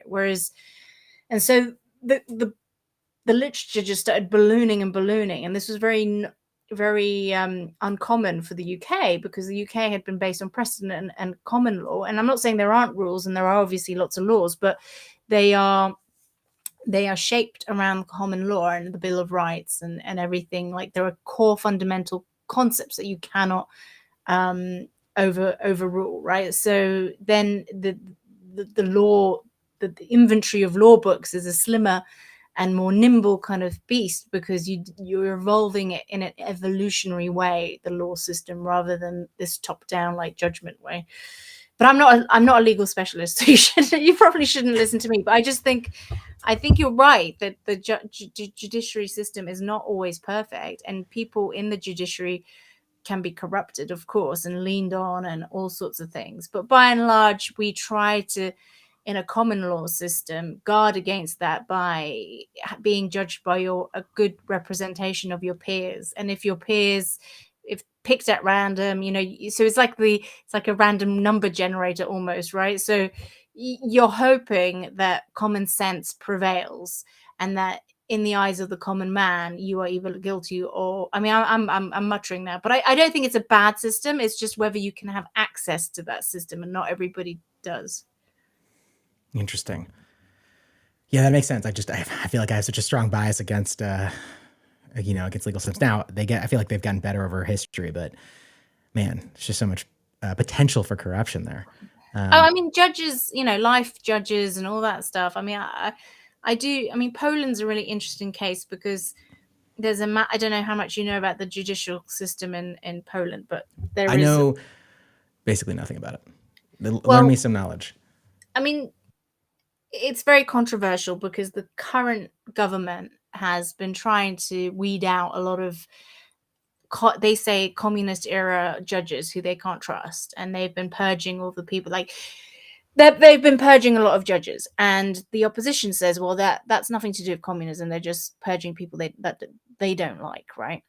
And the EU has had an issue with this, because they think it's too much intervention in an independent judicial process that's supposed to basically sort itself out. And the opposite. So the government says, well, yeah, but that's not the case in our situation, because we have this legacy of communist judges, and like they corrupt the system, so we can't have a fair system. Oh, interesting. But the EU has decided that this is a massive abuse, and is withholding COVID relief funds from Poland. So Poland, despite taking all these Ukrainians and spending lots and lots of money on all sorts of Ukraine-related things, is not getting its COVID relief funds, and this is really imposing a big heavyweight on their budget. So they're now coming up with alternative ways to try and raise money, including calling for reparations for war damage from the Germans, right? So interesting. That opens an entire can of worms, and it's all based around this idea of whether you can trust the judiciary. And of course, it's entirely subjective. So, and funnily enough, the EU is less inclined to intervene in some of the legacy members. Like, so Italy has always been a bit of a basket case when it comes to, Berlusconi was notoriously very interventionist, but they never withheld funds from Italy. So it's like one rule for legacy members and another rule for the naughty newcomers who tend to be, a little rules bit for thee, but not for me kind of thing. But anyway, so Interesting. but it speaks to your point, which is that it's very hard to kind of figure out what's right and what's wrong. So I want to shift just slightly. Somebody Of course. somebody mentioned in the chat, sort of, we've talked about this in several different ways throughout this conversation, but somebody mentioned specifically that you were, extremely, sort of negative towards Bitcoin and kind of Bitcoiners in general in the culture previous to 2020. And I just wanted to say, I think that it's such a powerful thing when someone is able to shift their opinion, even though, especially in your case, like there's a lot of content, writing, your reputation is based on this specific position. And I think it takes a lot to be able to acknowledge, like, oh, my position has shifted, and then talk about it from a different perspective. And I'm curious to hear your experience of that, whether you're like, no, that's just the way it works in journalism. I don't feel like it is. I feel like a lot of people... I think it's hard to shift your position because you're like, a lot of people say, oh, you do, because you're journalists and you don't take positions with money, you have no skin in the game. Well, it's not true, because you have your reputation, and that's your skin in the game. That's the most important thing if you're a journalist, right? If you U-turn, you look like a flip-flopper, right? But I don't think there's anything intrinsically wrong with flip-flopping, because I think if you can be right but wrong if the context changes. Like, I'm a very big believer that context changes everything. So you can be, I'm not an absolutist. I think it's very hard to predict. I wouldn't want to like put my life on anything, because on any specific view, because anything can change around different contexts, right? Absolutely. You get new information. One should adapt their position based on that. Otherwise, what are you doing? As long as you have, I think, a logical explanation for how you went from one to the other, as long as you're not just randomly flip-flopping because you look like, opportunistically, because you want to be in with the cool gang, like that, as long as you have a good story for why you flipped, why it makes sense, how you went on that path, and it wasn't some sort of very, callous, attempt to just stay popular. I think that's what's important. Like, I'm not really bothered about being popular. I'm happy to tell people, I'll say what I think. And so at the moment, I'm not very popular with the no coiners because I've shifted my view. But I'm still kind of, I'm very specific. I'm a doom coiner. I'm still very cynical about whether Bitcoin will ever work on a day-to-day. You'll come around. On a day-to-day sort of hype. I mean, there has, like, the scaling thing still is an issue for me. But I mean, what about the Lightning Network, right? I mean, I agree. There's still things, there are kinks being worked out. There's privacy issues with the Lightning Network in certain areas. But I mean, that seems like a pretty solid foundation to be talking about these kind of day-to-day transaction systems. Well, it's nice that they're trying. I'm not necessarily convinced that Lightning Network is... I mean, I haven't looked at it for a while, so they might have done new things. So I don't want to really comment on stuff that I don't know. I'm open-minded to them fixing it. At the moment, I haven't yet seen anything that doesn't remind me of how conventional banking systems have fixed things, but I might be wrong because I haven't looked at it. So I will happily investigate the latest on Lightning Network. Yeah. Oh man, if they can change my mind. I'm kind of obsessed with the Lightning Network. So anytime you want, I would more than happily have that conversation with you. I'm all ears. It's very interesting. I'd be curious, what are some of the issues that you, when you say there's some issues with the Lightning Network, or some of the things you've experienced in the past in terms of issues that traditional financial system has? Well, what do you mean specifically? I'll probably, because like I said, I haven't looked at it in detail for a long time, but in the early days, it just seemed like a mechanism that was evolving in a very tiered way, adding layers of trust into the system based on similar layering that you saw in conventional finance, like the difference between base money and M1 and M2 and M3, right? So different layers of trust. But that's how the conventional banking system worked. I mean, I'm not saying maybe the conventional layering is the solution. Maybe if it all squares back to an ultimate like ledger that can't be corrupted, it will make the difference. But maybe that is enough. But I kind of think, like I said, I do think that on the wholesale basis, it will make a difference. And as long as the wholesale system is correct, then maybe you can extend through it via Lightning Network in a similar way. But I don't want to speak to stuff that I don't know. So I will. Absolutely. Can I, what if I like sent you some sats over Lightning like right now? Sats over Lightning. Okay. If you want, do you want to send me sats? Yes, totally. I want you to see how fast and easy it is. If you have your phone and you go download an app called Moon, confusingly it's spelled MUUN. It's one of my favorite. MUUN. Yeah, if you just search like, do you have an iOS or Android device? Just search for that in the App Store. Is this MUU? Hang on, my phone is being so MUUN. Moon Wallet. Yep, that's the one. And I'm going to send you some sats right now on air. Well, is this self custody though? So Moon Wallet is really interesting. It is the short version is yes. The slightly longer answer is they basically combine a Lightning wallet and a on-chain Bitcoin wallet. But it is by far the easiest to use and most effective, in my opinion, app for. So if you use Moon Wallet as opposed to like a conventional green wallet or whatever, this reduces the fees. So the Lightning Network right now has almost zero fees. They're very, very low. And so yes, you can send. Lightning is almost zero fees. It's like sats. Okay, so I've done it. So I press receive. Yeah, so type receive. Yeah. And then you got a QR code, right? Yeah. Now I wonder if there's any. You're probably it's gonna be weird if you like put it up on the screen because you're just gonna get like a ton of sats. But you know what? Fuck it. Why not? Let's see if we can. If you hold it up to your camera, I'm gonna send you some sats. Well, that won't to be inverted. Let's see. Oh, it worked. Okay, I'm gonna send you 25 cents. Oh wow. And I'm gonna do it from P. You're probably gonna get like other people are just randomly gonna send you like small amounts. Let's see. Probably not. Oh, did it? I've got. Is that Bam. you? That was me. 20. And it's converted it into GBP immediately. How's that for fast? Good. That is fast. You can use the Lightning Network to pay for things all over the place. Of course, El Salvador is, using the Lightning Network. All companies there have to be able to accept it. It is incredibly exciting stuff, I got to tell you. This is BTC, it's definitively BTC, even though it's on a layered system. Yes. I just sent you Bitcoin via the Lightning Network. It's displaying how much it is in your local currency.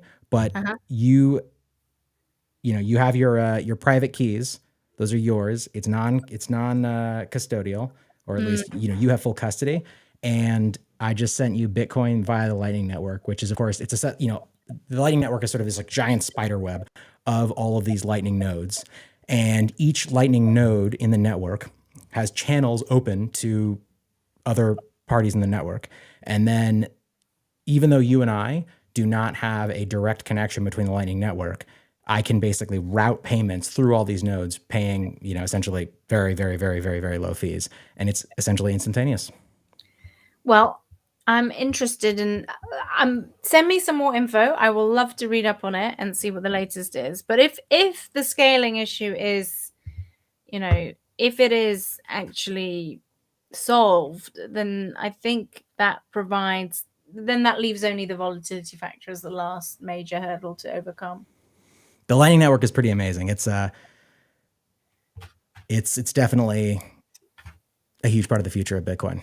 And I'll send you a bunch of stuff. I'm super excited. Please, like I said, I don't want to comment when I haven't read, so I will read and then I will get back to you. Awesome. So I want to talk about your what would you call the blind spot? A news network, a media company? How would you define it? It's a news website service, news service. I mean, it's a one woman and a half sort of effort at the moment. I wanted to scale it up like Bitcoin, but it's Gotta have a layer proving two. harder than I expected, like Bitcoin. But it would be a shame for me not to. So basically, I didn't want to just leave the FT and go to another place where I was going to be repressed potentially. So I wanted to start my own thing on my own terms and be free. But I didn't want to go to Substack because I thought Substack was just another, like, it didn't really solve some of the issues that I thought were happening in journalism. I really think standards and core values really matter. And Substack also had other issues, but it's still good. I'm generally pro Substack, but I think for me, I wanted to develop a brand, and it felt very important for me to be on my own system with the capacity to scale and grow the team. And the idea really was to try and get to about 10 people focused on stories that the rest of the financial media is not really writing about. And so generally going where the pack isn't going, or if we go where the pack is going, trying to approach it from a different angle, and always being very critical minded and stress testing whatever the generic position in the market is. But also I really wanted it to be about not just finance, but different aspects of all sorts of different topics and how they potentially influence finance. So finance, one of the problems I think is that in the last 20 years, well, up until maybe 2020, everything was being financialized. And with financialization came a general kind of neutrality, because everything was technocratic and very focused on just pure capital flows or whatever. So political stuff was being repressed, right? And then finance was financializing everything. And then now, I think actually from 2016 onwards, but really from 2020, political processes are back with a bang, and finance is once again being politicized. So politics is coming in and knocking on the door and trying to politicize finance. And so on the blind spot, I really wanted to be able to write about finance, but also address a lot of the political stuff, the cultural stuff, the media, technology, religion, because I felt there was so much more influencing finance than just, writing about bonds. And I think in the conventional news system, what had happened is that it become controversial to, like, if you are the bond reporter, you can't go around talking about politics, or, because even if it influences your bond market, you might refer to it, but you can't have a very extended or very sophisticated idea about the political system because you're the bond reporter, right? It's not your place. The political stuff comes from the political reporter. But with the blind spot, I want to be able to address all these different aspects, not get told off about it, because I think finance is going to be increasingly influenced by all of them. So that wasn't very succinct, but that's kind of the idea. No, it was good. It was good. What I heard was you were tired of being censored for trying to explain this complicated system and talk about the influences that affect it outside of sort of the dominant narratives. And so you created this awesome media company so you could do whatever you wanted. Yes, and it's based on a subscription model, but I've recently changed so I've just done a piece on a really mega piece, because I haven't done one for ages. I've been traveling too long, but I wanted to talk about the current market rally, which I think is very deeply connected to market structure issues related to ETFs and create to lend and fails to deliver. Actually, interestingly, I think that's relevant for Bitcoiners, because the core financial system is kind of overextended in part because of a lot of operational shorting that people don't really understand, or how it manifests in the system, which is similar to what you say about money creation. It's happening on the periphery and not really accounted for in the system. So I've written this big piece today, and usually it's like £20 a month or £50 a month, but I've just started a new model where I'm charging £5 for 24-hour access, because I think micropayments don't really work very well. Subscriptions are very expensive, and a way, if you can get just like 1 day's access, and then be sure that at the end of it, there's no obligation to roll on. And I don't try and entrap you, because that's the problem with all the other subscriptions, is that when you sign on to them and you forget to cancel them, they immediately roll you over, and it's freaking annoying. And then you have to actually get a phone and speak to a person, and they make it as hard as possible to unsubscribe. Well, I don't want that relationship with my readers. I know that everyone has variable income streams. I know they don't always want to read everything. So I thought a good solution would be 24-hour access for £5, and then when it finishes, it ends. I'm not going to try and trap you. You got to get Bitcoin in there. Get Junseth to show you the Lightning Network. It was one of the earliest people that, well, actually, we're not one of the earliest people in the Lightning Network, but a bunch of us got together and created this thing called PlebNet, which was like 20 of us were like, we want to learn the Lightning Network. And we created this whole community, and he was in there super early. He knows a ton. You could be having people pay you in Bitcoin super easily. I mean, for me, the problem isn't the payments. Like there are lots of conventional, like whether it's PayPal, Stripe, or whatever. Payments aren't the issue. It's more the model, like the repeat. No, I know. I'm joking. I'm just trying to figure out how to shoehorn Lightning into your. I'm not opposed to taking Bitcoin, but I think it's integrating it around a subscription. Oh, who's that? Hang on. Hang on. I'll just tell them. Sorry, I'm just doing a podcast. I'll be back. Sorry, I'm just. Oh, right. Hang on. All right, bye. Sorry, go on. It's all right. I just wanted to hear about what it's like working with Junseth. He is hilarious, amazing, totally insane, and a good friend of the show. How did you find him? How did you interact with him? What was that process like? Yeah, it's weird. So he invited me on a podcast because they had interviewed, when he was doing Bitcoin Uncensored, him and Krista Rose, I think. They had interviewed a famous economist called Eugene Farmer. And I couldn't believe that these random guys who don't wear shirts had managed to bag such a great interview with like such a preeminent economist, and that persuaded them to go on their show. And actually, when I listened to the show, because I was all no coinery at the time, and I was like, oh, I bet they've been idiots. I bet they asked really shitty questions. And when I listened to the podcast, I was like, actually, they're asking really smart questions. It was a really fun podcast, and I thought I underestimated them. So I wrote something about it, I think. And that's when I think Junseth reached out to me whether I wanted to go on his podcast. And I did go on the podcast, and I think we had a blast. And I really enjoyed talking to him. And I thought he was very smart. And I think he was the first person that really changed my perspective and on the community as well, because he was obviously coming at it from a very sophisticated perspective, and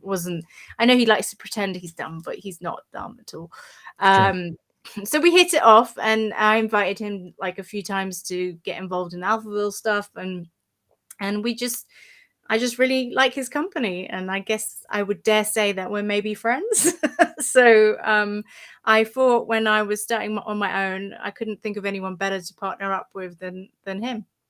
Yeah, he's amazing. For our listeners, if you have not listened to Bitcoin Uncensored, you got to. It's absolutely incredible. It's Junseth and his co-host, they would do stuff like go to conferences that they weren't invited to and run their podcast shirtless from the bathrooms. They would just stop people and be like, oh, hey, let me ask you some highly technical questions about Bitcoin. And it's just incredible stuff. We've had him on this show a couple times. You can go back and listen to those and see the types of insanity. I have not yet watched. You published a recording recently with Junseth, American Hodl, Alan Farrington, and Brad Mills about FTX. I'm extremely excited to go listen to it. But I mean, the thing about my podcast with Junseth are that they do go on for a bit because we can talk forever. Of course. But he's so much fun and really knows his stuff, and he has always a different perspective to offer. Just when I think no one can justify X or Y, he does. I'm like, okay, I didn't think of it that way. He's great. We're just getting going. I've been very thinly spread, so hopefully we'll get them coming up regularly once a week now and cover all sorts of topics. And the idea really is that it's a bit like Mulder and Scully, you know. So we're or the odd couple. Like one's a real believer, the other's a bit more skeptical. I love it.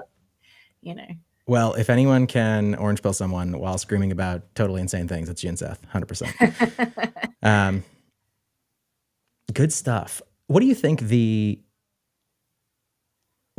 I think we've already talked about it, but what do you think the largest threat right now to Bitcoin adoption is? Well, I think the current debacle is not good.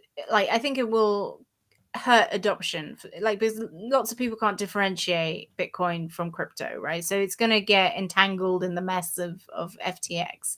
It's a regulation, basically. Yeah, I think that's definitely going to happen. But I think that's not necessarily bad. I think it's like, no, this is cliche, but it's like when .com happened, and then out of that came, massive surveillance companies. No. I think eventually it will rebuild and restructure itself. And maybe that's the opportunity to, maybe without this FTX explosion, it would have been going down the Coinbase path forevermore, right? And actually, maybe this is the moment the industry gets a bit smaller, a little less greedy, but more focused on its core, like, use case, actual utility, not just speculation. That would be great. Got it. Well, is there any questions? I can talk about the Lightning Network. I'm curious if there's anything we haven't talked about that you were like excited to dive into. Got any questions for me? Just in general, if there's things you want to talk about, promote. Well, how what do you make of the media situation at the moment? Total Me and garbage. Jemima were on a big panel in Bitcoin Amsterdam about Bitcoin's media problem, and it was a bit explosive. And I think actually it was a shame, because I think Jemima is an intelligent critic, and I think she was talking about consumer harm, and I think there's no doubt that there is consumer harm, and I feel a bit I do think we need to take that seriously, and it isn't great when it's entirely dismissed and swept under the carpet. And what was a shame is that afterwards she did get piled on for making some of these points, and I think that's to the detriment of the community, because I can understand, I'm sort of in the middle, and I can understand why the community is very defensive, and they feel sometimes, oh well, the media is being mean and not really getting us, and so their instinct is to pile on. But I think, and Jemima was able to laugh at quite a few of the memes, because some of them were quite funny. But but overall, I feel it's a shame that there's still this sort of pile on attitude in the industry, and maybe in the community rather. And I know it's not everybody, and I know there's this hugely complex and diverse community, so it's hard to kind of like pinpoint on anyone specific. But I think it would be good if there was a bit more maturity, but also fun. I mean, it's fun. Like, memes are funny. Don't get me wrong. I like the memes, but maybe a bit more respect for critics, maybe. I will say, I thought she took that like a champ. Like, she reposted. But by the way, that panel was fantastic. Again, as you said, it was a panel from Bitcoin Amsterdam. It was super interesting. It was with Pete Rizzo, Joe Hall, it was Daniel Prince, you, and Jemima. And I thought it was very interesting. I will say, I thought she definitely said some things that I was like, oh, come on. I think that the volatility of Bitcoin is a significant problem. But it felt like a lot of the claims that she was making were more like FUD based rather than exploratory. I feel like the conversations we've had here today and the comments that you were making were very, you were open to the situation as it was happening and open to learning new things. And it felt like she was coming from a salty no coiner perspective, as she describes herself. As she described it. Yeah. But you know what? I think we all live and learn. And I think me in my 20s is very different to me in my 40s. And I think as you get older, you get a bit more humble, because you realize that you've been wrong a few times here and there, and you're less.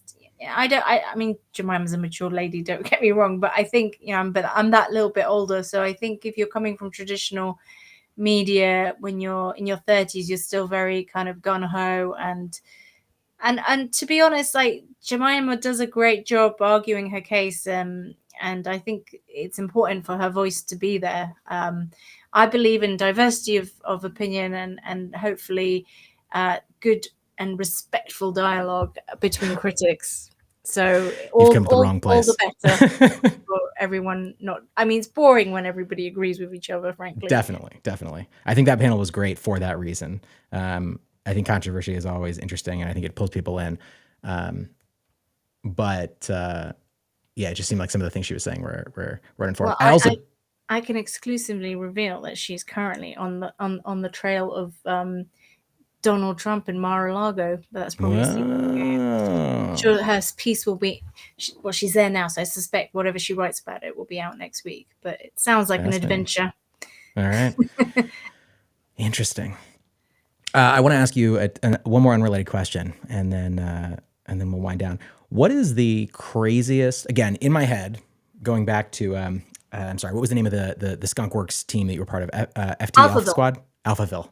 Yeah. Alpha Squad sounds cooler. But A team is fine as well. The A team. All right. So imagining you're in the situation. It's just like a 1980s style police academy, police station where you guys are sort of like the vice squad. Everybody's afraid of you. You're chain smoking cigarettes, looking terrifying. What is the craziest? This is 100% accurate, and don't tell me otherwise. I know. What is the craziest story that you guys covered where you were like, oh man, maybe we're in over our heads? Oh, I mean, there were lots. I mean, Wirecard was obviously, I didn't do that one myself, but Dan did. Obviously, that was the biggest and scariest and craziest story of all. I don't know if you know about it, but can you tell us about it? Wirecard was a German payments company, which Dan, my colleague, started looking at ages ago, maybe 2016, a long time. It went. The first piece was, I think, around 2016. Anyway,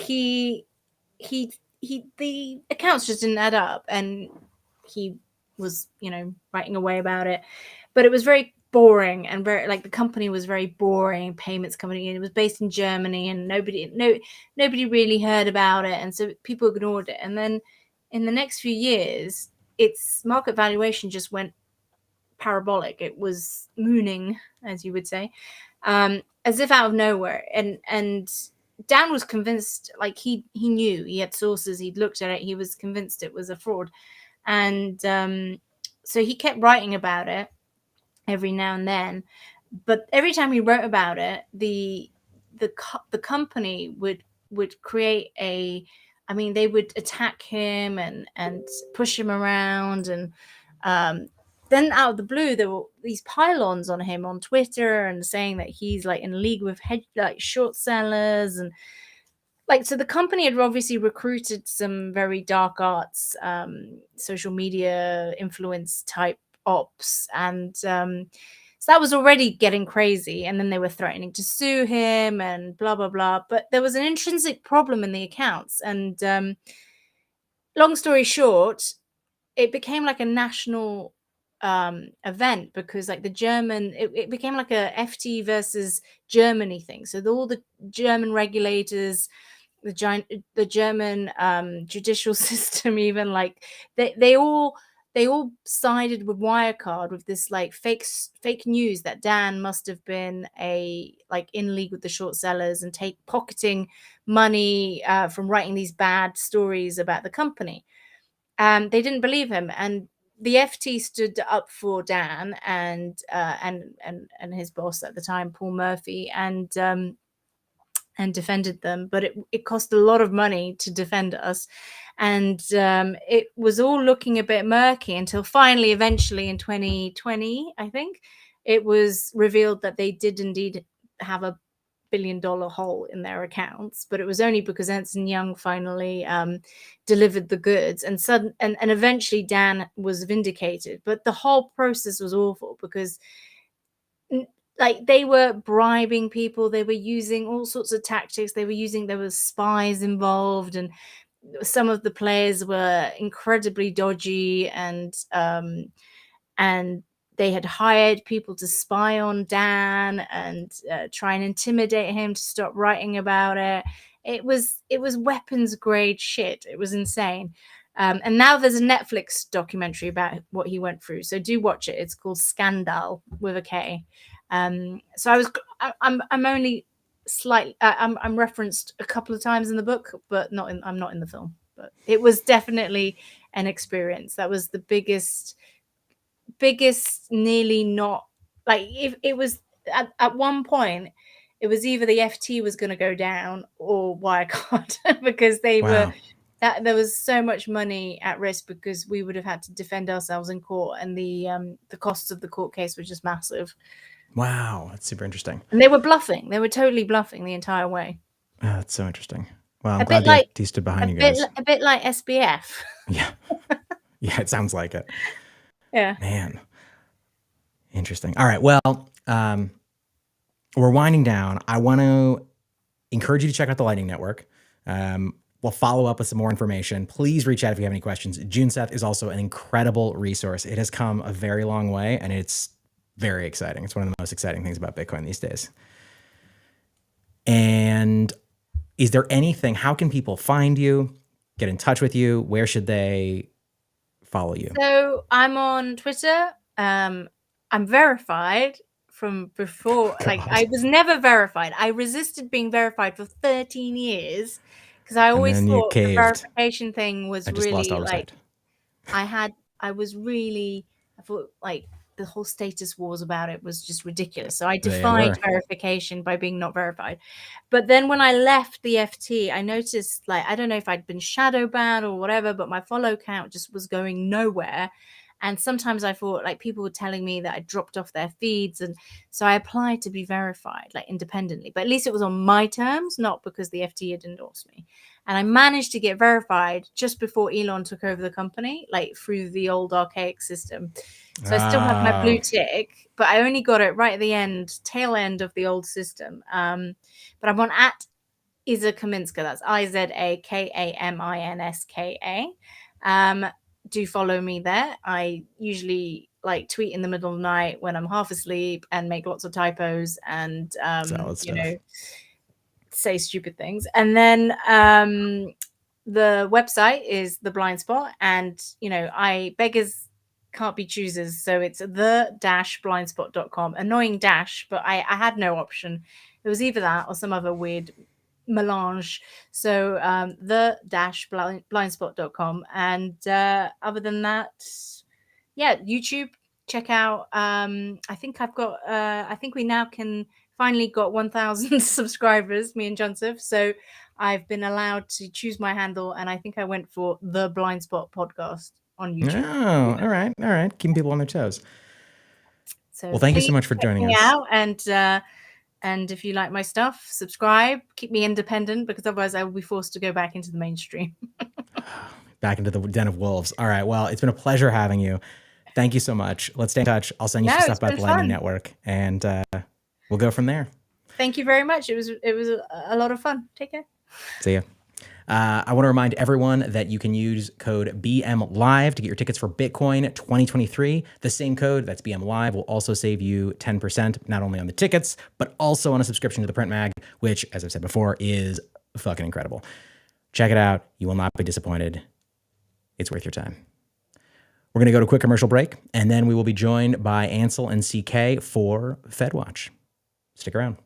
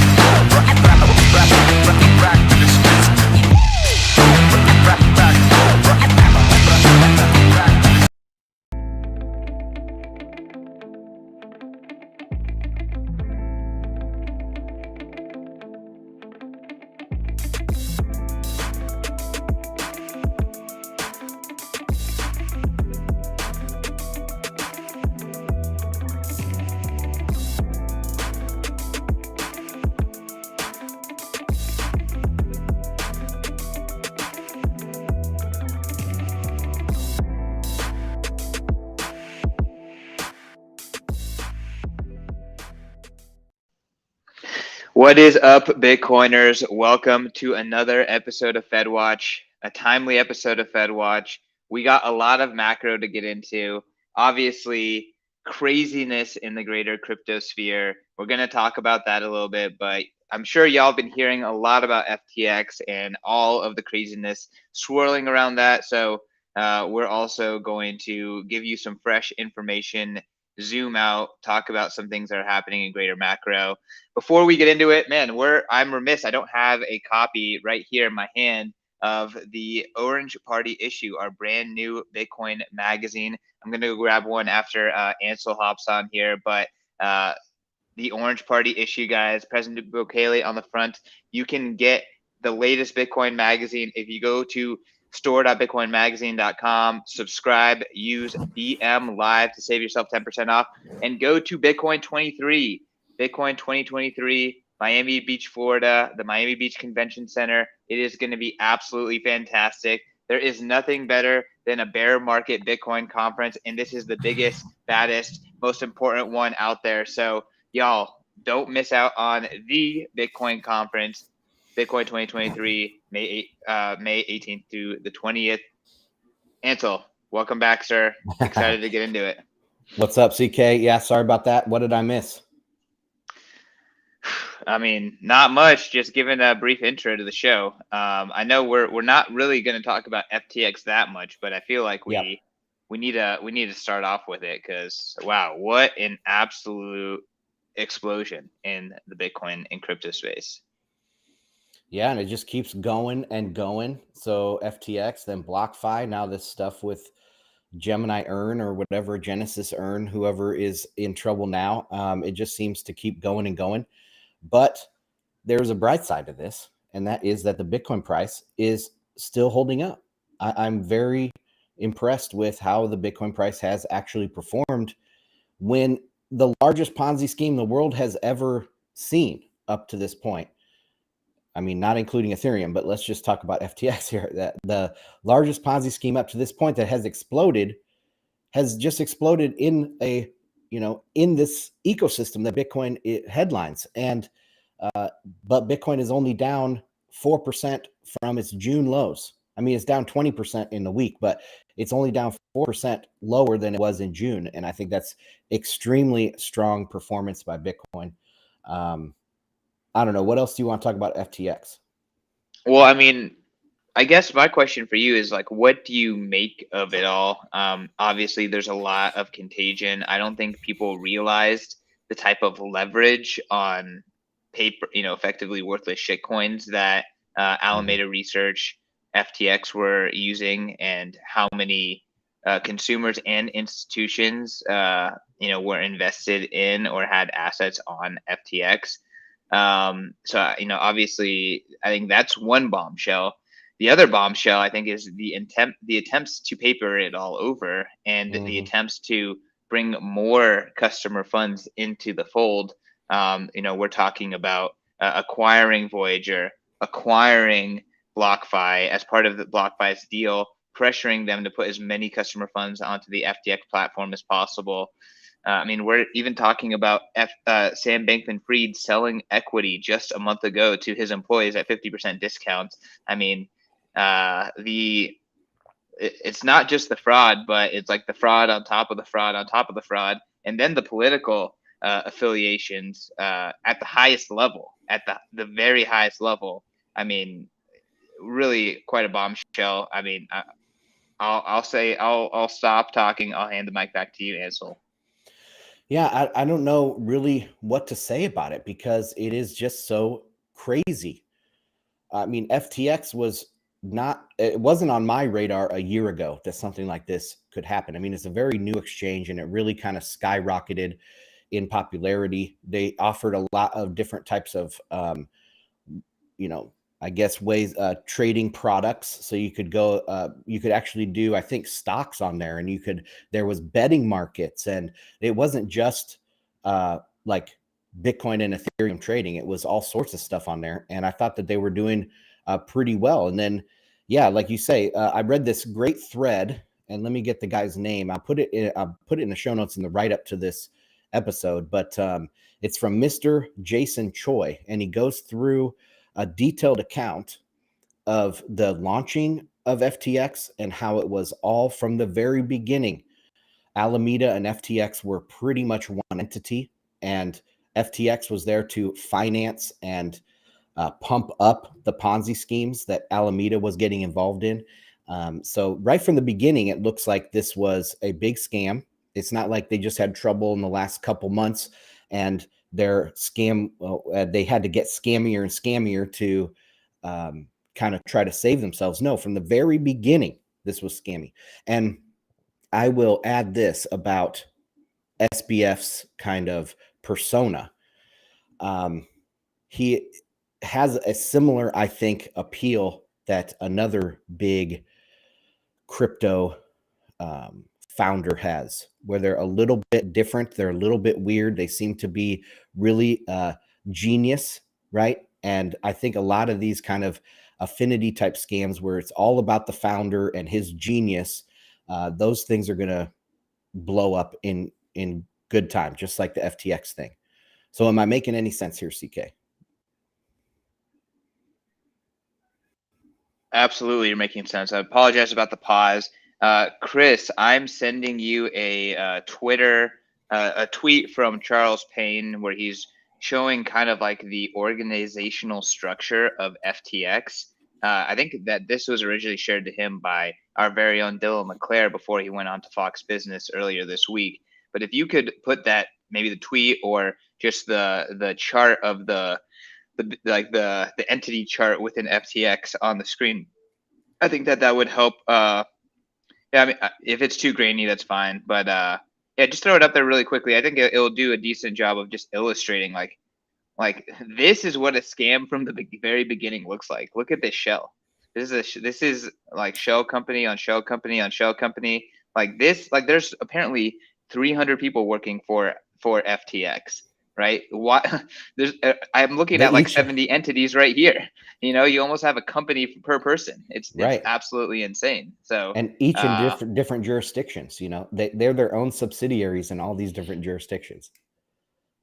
So I mean, the scheme was quite elaborate, and they were building on it from the beginning. Maybe it got away from them. Maybe they lost big on too many altcoin bets. Maybe they themselves were exposed to Luna and some of these other things that brought down a lot of other players. But you know, all of that is on top of the scheme that they were playing the whole time. And I think it's the premeditated nature that was really the most unsavory. You know, things along the lines of FTX, you know, the head of Alameda Research seeing proprietary information about internal trading on FTX.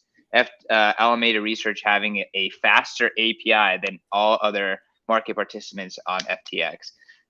Sam Bankman-Fried having mechanisms to transfer funds from FTX to Alameda Research that would not or did not activate their security notifications.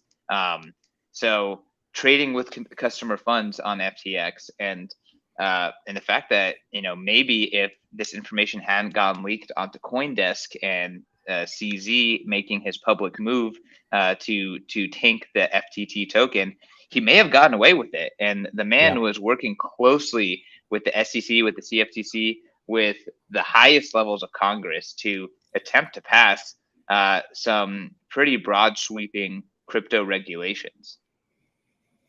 Yeah, that's the part that's really deep and interesting, is what's the connection between the SEC and FTX. But I think it goes back to, you were talking about the FTT token. And I mean, that was a lot of their reserves, right? I think Alameda had like $8 billion worth of FTT tokens. And as soon as you start like dumping those on the open market, which CZ was doing, that is going to cause a cascade. Now, how much of this last kind of DeFi market was actually just money laundering scam? I mean, DeFi and NFTs and all this, that was pumped up and built by these guys. So how much of that do you think was legitimate speculation. I'll say legitimate speculation versus total scammy behavior. What would you say, CK?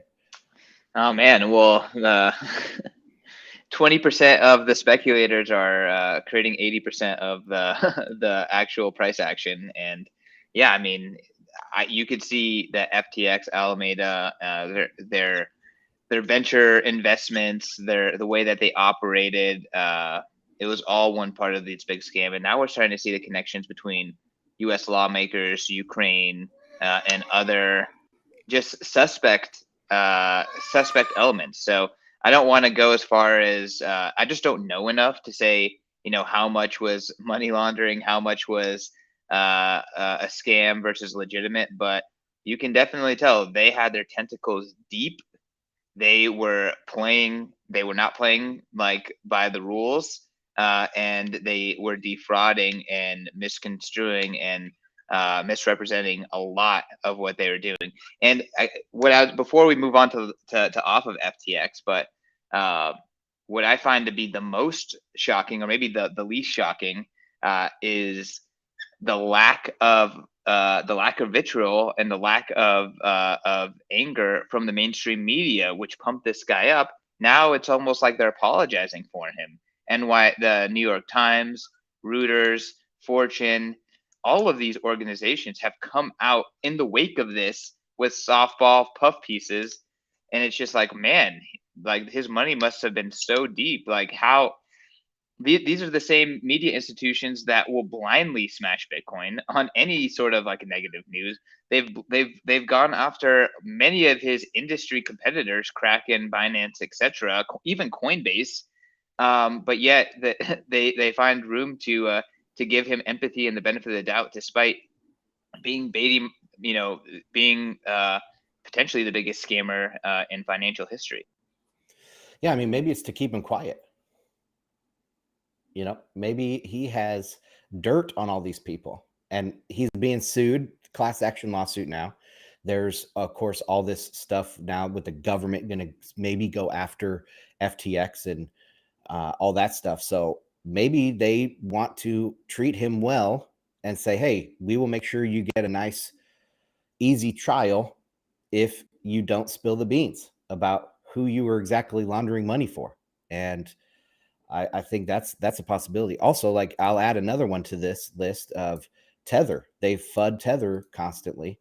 And Tether, once again, comes out of this whole situation as like one of the cleanest shirts in this kind of craziness. So anyway, that's all I know about FTX. I think that the link that I will share to the tweet thread will be very eye-opening for people.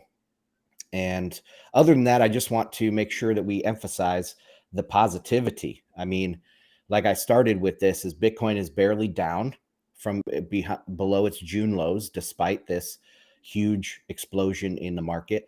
And we liquidate the bad investments, right? There is not going to be a bailout for FTX, most likely. And that's good. We are in the good side of the economy that actually flushes out bad debt so we can continue to build good things, hopefully on Bitcoin. Hopefully people will learn from their mistakes, these altcoiners and I guess, what would you call them?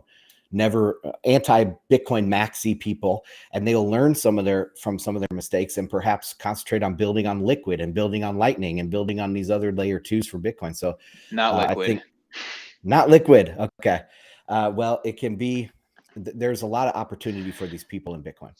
Just use Bitcoin. I don't even like the term build on Bitcoin. I think it's literally an altcoin narrative, an altcoin framing. Yeah. Anyone can use Bitcoin. Bitcoin is permissionless to use, build into your system. So I don't see Liquid being the thing, Chris. I'm sorry. I think it doesn't pass my open source sniff test. But I am bullish on Fedimints. I think that makes more sense to me.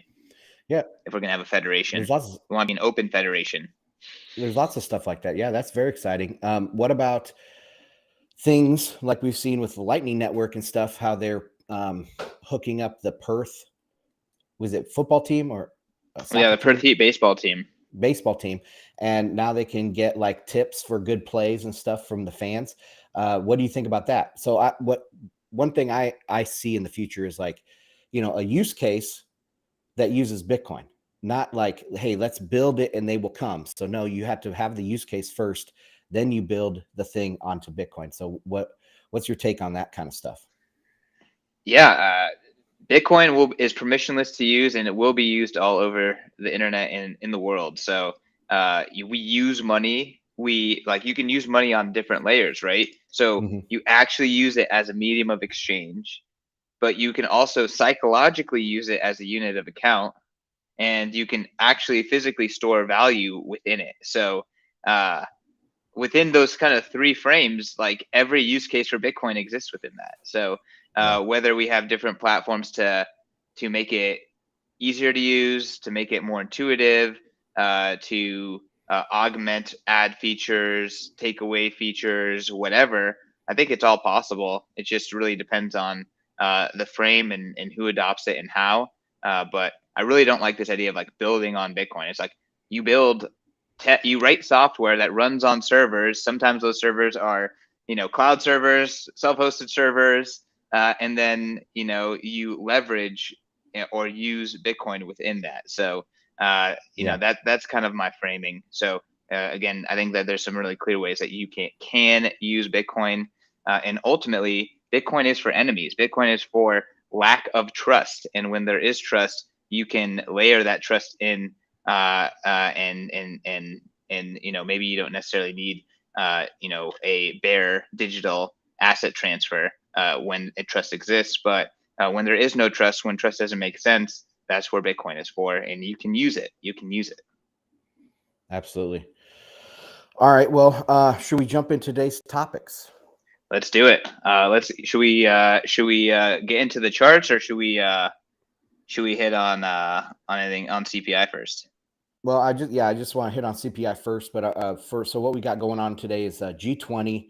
We're going to talk about the digital dollar pilot program, CPI, and I have some charts. We have been off for 2 weeks, or we haven't been chatting on FedWatch here since the 2nd of November. So a lot has happened on the charts. A lot has happened in macro. So we'll try to kind of summarize that a little bit today.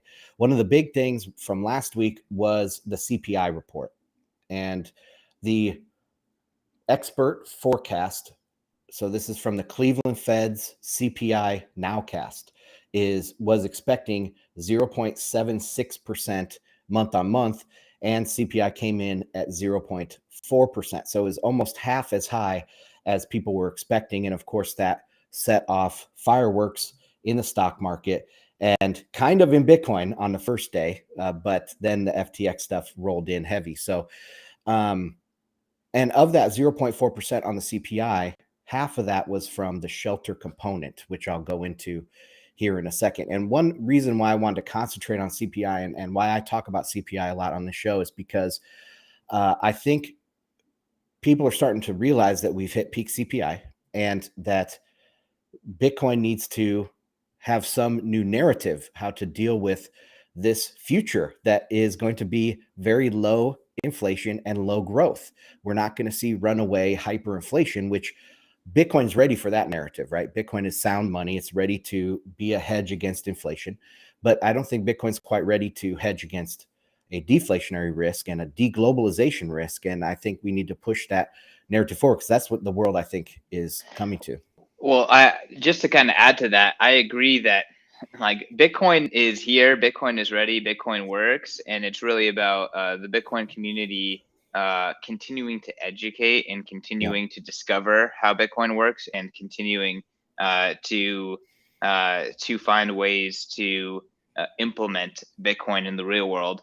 I think a framing that I love and actually comes from you, Ansel, is Bitcoin is a better system. Bitcoin is a system where growth can happen. Bitcoin is a system where capital allocation can happen appropriately, and that and it's a system where I love. This is from Nolan Bowerly of The Breakup, but where you can count your BTC. You can always count your BTC within the entire system. Counting is one of the key aspects of it. And right now we live in a system that's completely opaque. You can't count it. So I think that if you take into account like, hey, the world divided by 21 million, it's an ecosystem where you can actually make economic calculations.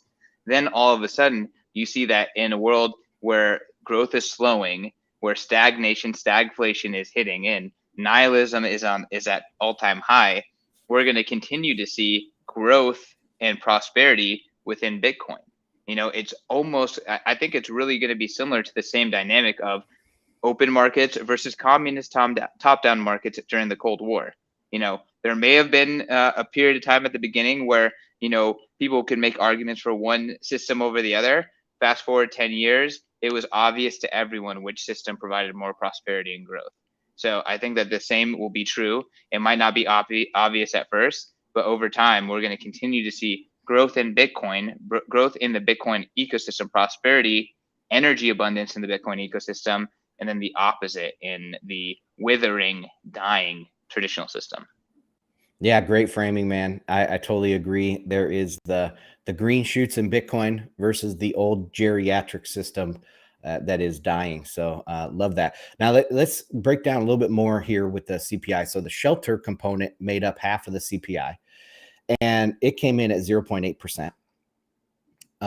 And there is this weird thing about the shelter component. And I know a lot of people for a long time have been complaining. I mean, Shadow Stats, if you're familiar with Shadow Stats, that's a famous alternative CPI site where they use the 1980 way to measure CPI. And so that really, it counted real estate differently and rents differently. And I've been very critical of Shadow Stats, but there was this kind of quirk in the shelter component, or there is a quirk in the shelter component that makes it naturally lag by 12 to 24 months. And the way that works is when they measure the change in rent, they measure it from in renewed rents. So if you renew your lease, what was the change from the start of your lease to now the renewed lease? And that is obviously extremely lagging, right? Because you don't get a lease every month. You get a lease once a year or twice a year, or every 2 years, you might sign a new lease. But they don't consider like the month-on-month change. So let's say the renewed leases went up 1%, and then the next month they went up 0.9%. They don't count that change. They just count this absolute year-over-year mark. So there's baked into this shelter component a year-over-year type of measurement. And one thing I've been really trying to hammer home in the last 6 months is you need to look at month over month. And the shelter really doesn't do that. So anyway, shelter is lagging by over a year, most likely. And that is what is making CPI even as high as it is, which at 0.4% is half of what the experts were expecting. So that's all I have to say about CPI. Do you have anything to add to that, CK? Didn't add to it. Excited to get into the charts. Look at some Bitcoin strength despite the craziness. Let's get into it. All right, let's bring up chart numero uno. That is Bitcoin, of course. And we've been looking at this pattern for a long time on the show. We've had back and forth about I'm kind of a perma bull for the last 6 months, and you were kind of being tempered in your bullishness. And the audience was telling you that you are not bullish enough.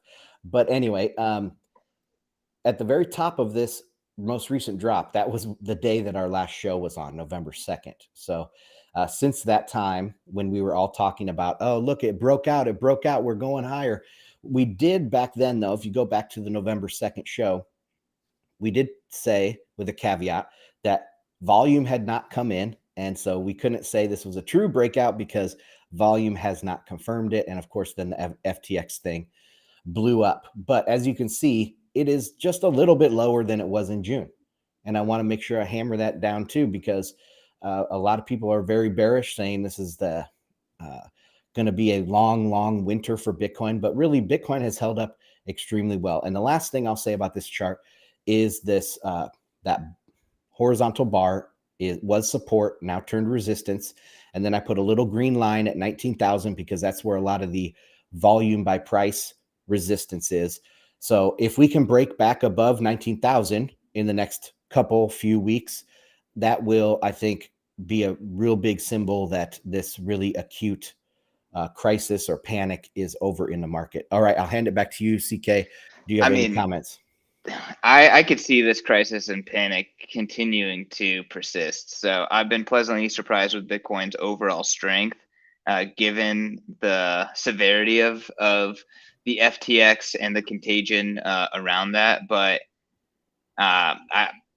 I would be shocked if we break up. I do know that there's a lot of Bitcoin IOUs, and people are starting to really discover how scarce Bitcoin actually is.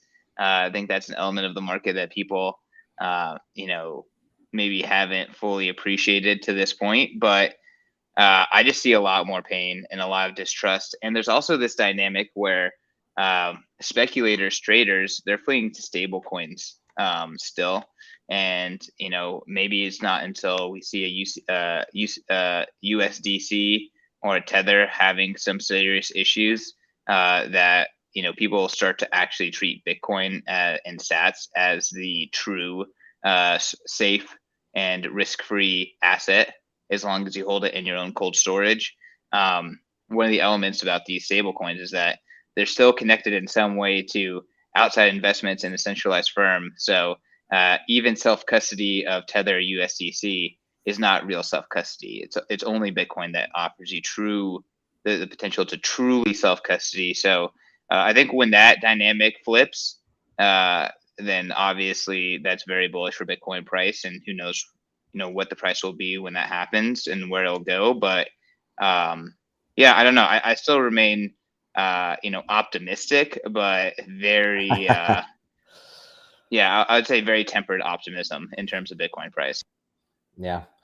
Well, I also remain bearish under this resistance here. That's what I was pointing out, is until we can get up and over that resistance, you have to be at least lean bearish on the price. But I don't know, man. As we'll get into next here with the dollar, I think we have a lot of positive things going on in macro, and that can, just look at stocks. Stocks are going higher. Bitcoin would have been much higher if, after this CPI print and following stocks higher, if it weren't for this FTX thing. So that tells me that fundamentals, Bitcoin is extremely oversold here and really should be correlated with the things it has been correlated with over the last year or two. So should we go on to the next charts then? All right. So up next is the dollar. And as you can see, I just have this kind of somewhat naked chart here showing the dollar coming down, testing some previous levels. A lot of people, when we had our last FedWatch, was right at that peak right before the big drop. If you can see that, it was about 112 on November 2nd.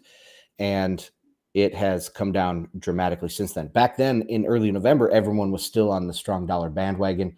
And now people are starting to freak out about the dollar's drop. If you go to the next slide there, Chris.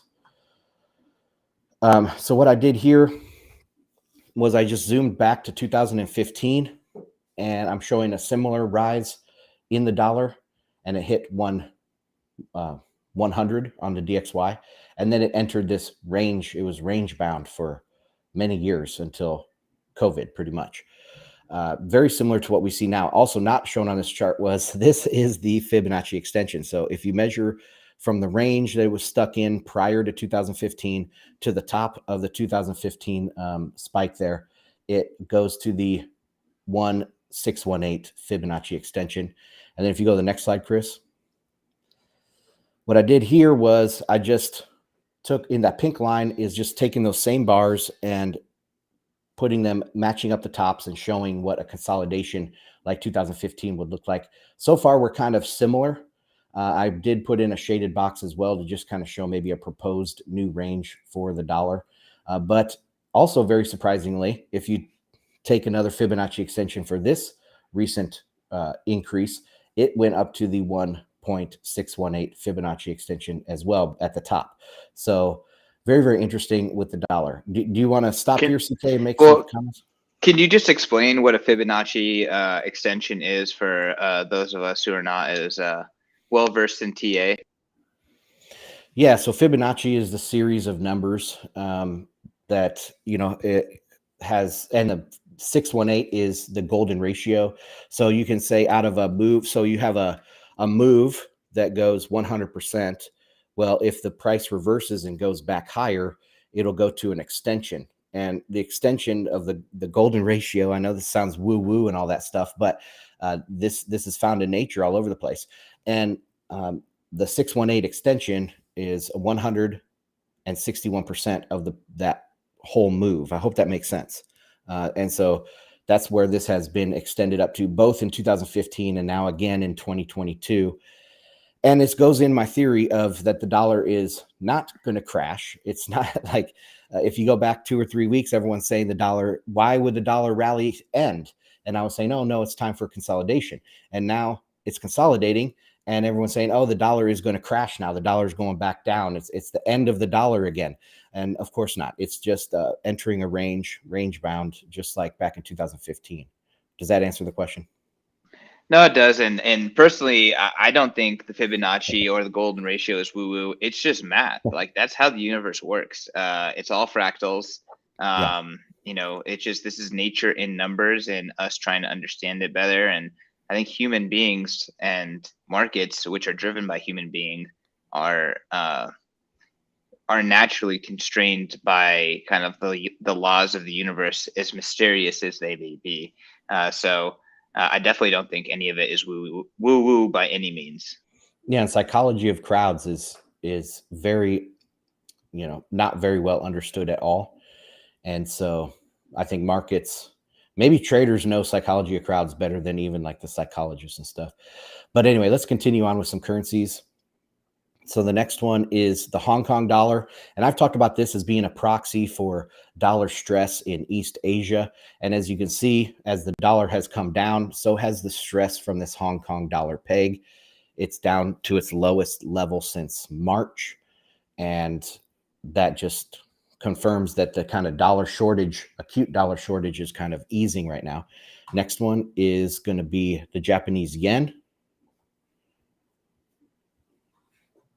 And you can see similar story. It's coming down. It actually broke some structure from earlier this year, so it could continue to fall. And on this chart, it's actually strengthening. So the Japanese yen is now strengthening against the dollar. And this puts a wrench into a lot of the narrative about the importance of monetary policy, because Japan did not change their monetary policy. They didn't join the tightening of all the other central banks in the world. They actually continued with their profligate ways, if you will, and really had easy monetary policy. They had yield curve control. So they kept their 10-year yield in a tight window there. But despite that, yeah, they had a sell-off in the yen, but everything was going down against the dollar. And now it's strengthening again. So this kind of goes against some of that narrative that monetary policy is all important.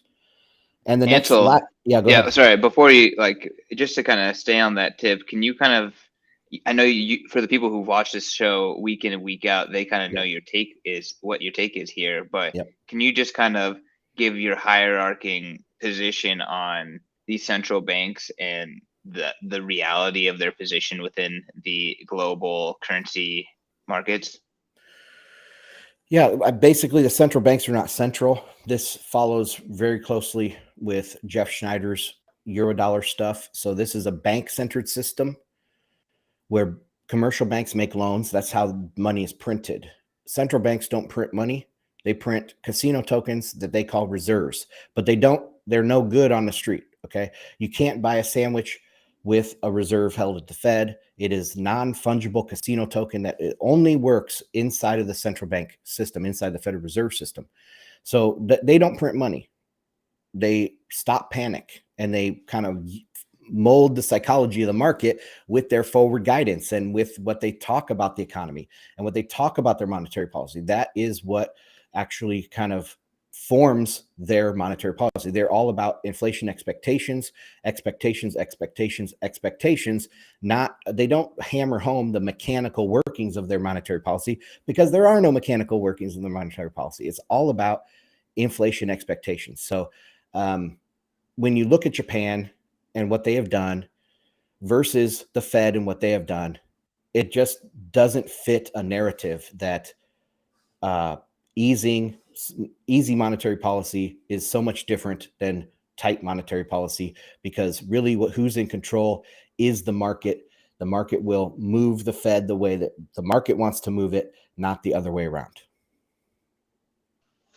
Yeah, no, I just think it's so important that we continue on this point. If there is anything that any of the listeners take from FedWatch, it is that point, which is that none of these central banks are central, and that all of their activity, they're not controlling what the rates are. They can only react to what the rates are doing, and their explicit policy may or may not affect what is actually happening. Yeah, and they can affect it slightly by talking about it, right? They can say, "Oh, we're going to raise rates," and you can see this with even going back with Alan Greenspan and Ben Bernanke. Like they would say, "We're going to raise interest, or we're going to raise interest rates by 1%," and then you look at their actual balance sheet and their actual FOMC, or their open operations desk at the Fed, the New York Fed, to see what kind of market operations they actually did. And they didn't do any, but the market moved 1% because they said they were going to move 1%. That's how powerful the mythology of the Federal Reserve is. Ben Bernanke, the first speech that he had after he was, just a private citizen again, is that he said that monetary policy is 98% talk. That was his first thing that Ben Bernanke said when he was out of the Fed. 98% talk. So yeah, the central banks are not central. All right, let's go on to slide number 7, please. The euro. Yeah, and I apologize. I know that we're dragging on, and we have a lot more content to cover. Yeah, I don't think we're going to get to it all today, but okay. So this one is the euro, and you can see it's just pretty much an inversion of the DXY. It is breaking back up way above parity now to about 104 on the day. All right, so that's all my currencies. We can get into yields now. I have 3 more charts. Should we try to race through them? Yeah, let's do it. Okay, next one. This is the US 10-year and 5-year, and I have been posting this multiple times throughout the last probably month. And this shows the gray boxes are the Fed funds target range. So the lower one is the previous range, and where we are right now is this gray box that the yields are falling through right now. You can see the 10-year is hitting about 3.72%, and the bottom of the Fed funds range is 3.75%. So the 10-year yield is below the Fed funds target range. This is incredible. The 5-year is also inside of this range. And I've been talking about this for so many weeks that if this is to occur and these yields fall through this range and go lower, the Fed will not keep raising rates because they are not in control. They will be left with a choice, whether they're going to raise rates and lose that confidence in the Fed, lose the power of the mythology around the Fed by raising rates, and the rates don't give a crap and they keep going down, or they will follow with what the rates are doing. And so there's many other things in the market right now, like inversions, which I did not include today, but the 3-month 10-year is very heavily inverted, almost down to 50 basis points.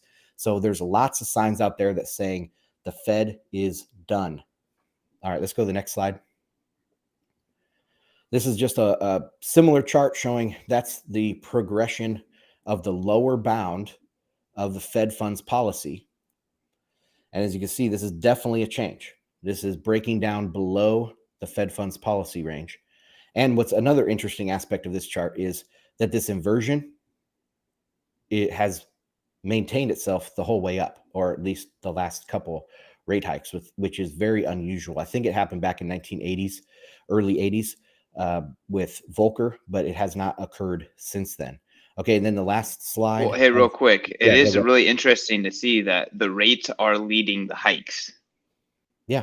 It's quite obvious to see that by the time they hike it up, the rates have already gotten there by themselves. Yeah, and this is, I've talked about this as being space. So the rates are giving space to the Fed to raise rates. So one goes up and then the Fed will raise in that space. Well, now they don't have any space left.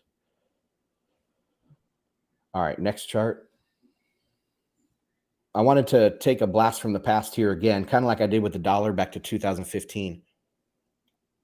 And this is 2018 and 19, still with Powell. He's brand new pretty much to the Fed at this time, but this was his first Powell pivot. So this red line, the step function, is the lower bound of the Fed funds target range. That red line I kind of have there is showing the upper bound when they pivoted. So they paused in January, right as the rates were collapsing into the Fed funds target range. That's when they paused. And then as the rates kept collapsing, that's when they pivoted. And you can see, just like you said, it's obvious that the Fed follows, because look on the right-hand side of this chart. The rates are going down, then the Fed follows it down, right? So the rates are going up, the Fed comes up. Rates going down, the Fed follows down. The Fed is not in charge here. And so if we think about today, maybe the Fed will try to raise some more, but I think that's a very big mistake. They're going to lose a lot of confidence. And I think they're pretty much done with their rate hikes. All right, so that's all my charts, dude. What else you got? We got to go in about 10 minutes here, but should we Okay. get into talking about the digital dollar program with the New York Fed, MasterCard, etc.? You and I have been pretty loud CBDC skeptics, but it does look like in the U.S. the most inhospitable places to quote unquote CBDC. There are some moves in that direction. Absolutely. I was surprised by this, but this came out this week that the New York Federal Reserve. So if you guys aren't familiar, the Fed has 12 branches, right? And the New York Federal Reserve is the main one. And because that's where all the open market operations happen. But so the New York Fed is getting together with a bunch of banks and they're doing this pilot program. I have an article here from The Street, and I'll just read a little bit of this. So the headline is Wells Fargo, MasterCard, and the Fed team up on the digital dollar.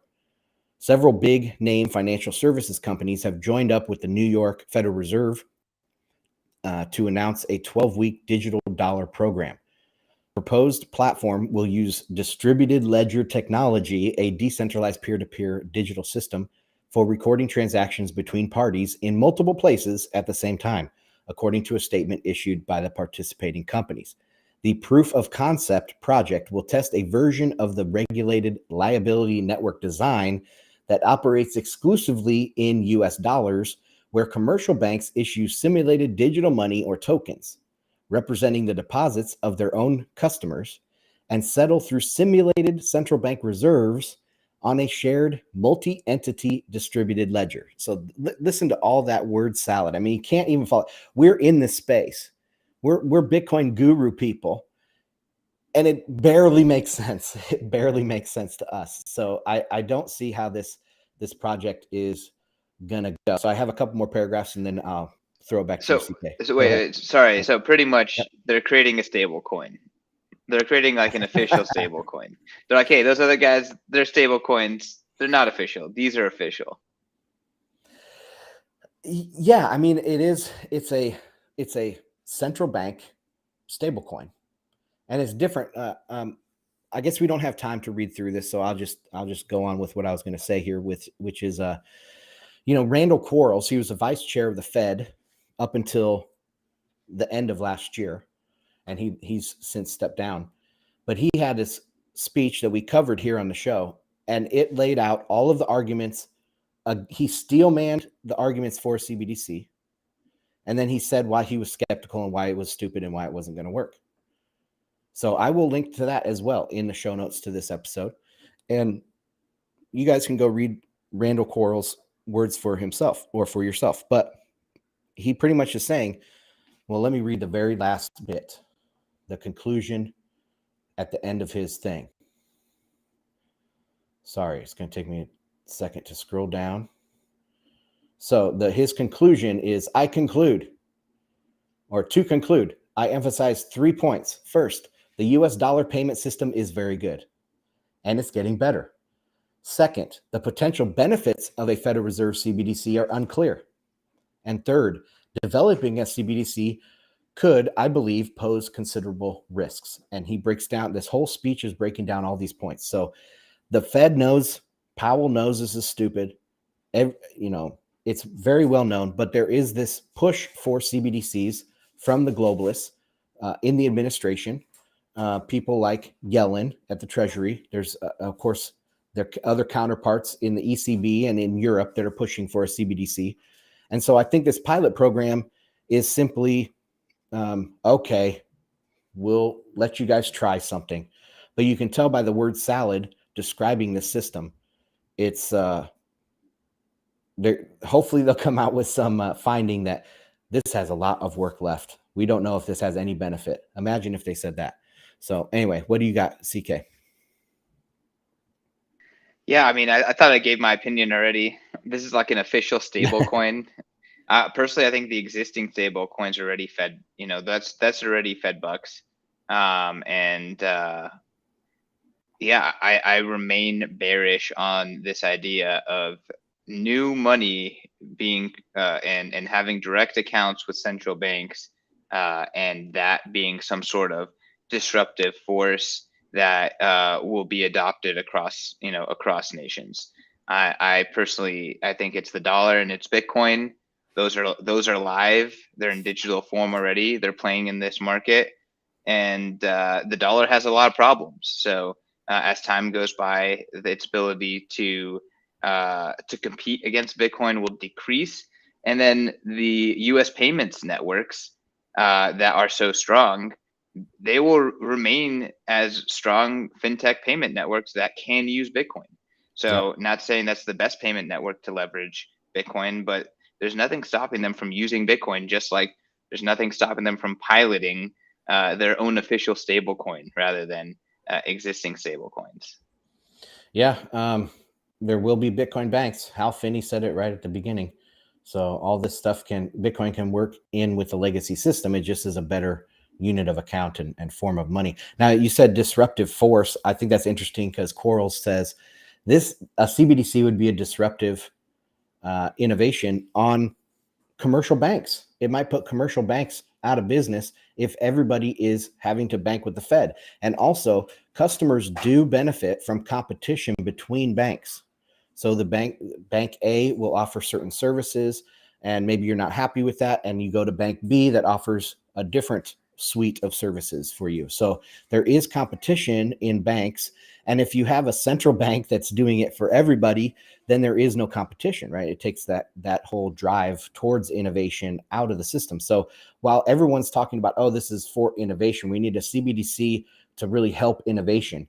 Really, it's going to wither all of the innovation. It's going to take all the incentive to innovate out of the market. So yeah, that's all I would have to add for that. I don't think we have time for this G20 story. What do you think? I think we could hit it in 5 minutes. Let's talk about G20. Let's talk about the WEF. Maybe the show comes full circle with some conspiracies about the globalists. But yeah, let's try to get it in 5 minutes here. Okay. Well, again, I had prepared this article from The Guardian, and I was going to read through their 5 takeaways from the G20 meeting in Bali. I'll try to summarize this here. So the summit was dominated by geopolitics, to the irritation of its Indonesian hosts, who had wanted to focus on food and energy security and the climate crisis. Much of the opening day's business was drowned by an analysis of the Biden-Xi meeting 24 hours earlier. On Wednesday, the G20 quickly became an ad hoc meeting of the G7 as leaders huddled to discuss their response to the news that a Russian-made missile had landed in Poland. The Bali joint statement issued on Wednesday did not go beyond non-committal platitudes. On the climate emergency, G20 leaders simply said that they had resolved to, quote, pursue efforts to limit the rise in global temperatures to 1.5 degrees Celsius, end quote, including speeding up and efforts to phase down the unabated use of coal. While spinning up wood pellet burning is not something that they mention here. Okay, so I thought this was interesting. So Zelensky, he had a live video speech, I guess you would say. He appeared via video, and he kept using the term G19, and because he was trying to imply that they should kick Russia out of the G20. And this is not an idle threat, because it was the G8, so they have the G7 now too, right? It used to be the G8 until 2014 when they kicked Russia out, and it became the G7. So now Zelensky was trying to pressure them or imply that they should kick Russia out of the G20 and make it the G19. I mean, G19 doesn't roll off the tongue very easily, but I thought that was interesting. And let's see what else. I wasn't prepared to do this quickly. Hey, putting you on the spot, man, but still good stuff. Okay, so I'll read this part. The most highly anticipated bilateral came before the summit before the summit even got underway.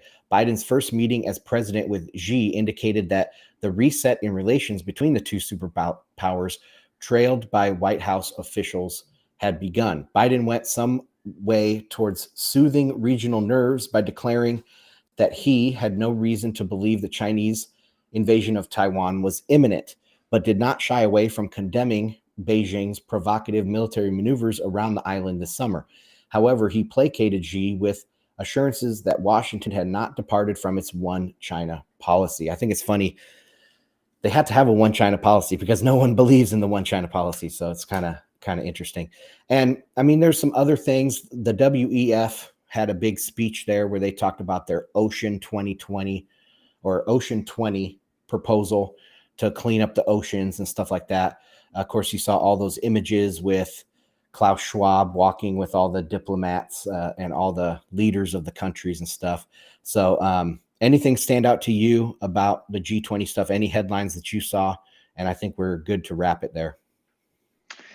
Yeah, I mean, the globalist summit, the lack, just like the COPA event and other kind of, let's just call it globalist events, there seems to be a disconnect between the people there, what they're talking about and their actions.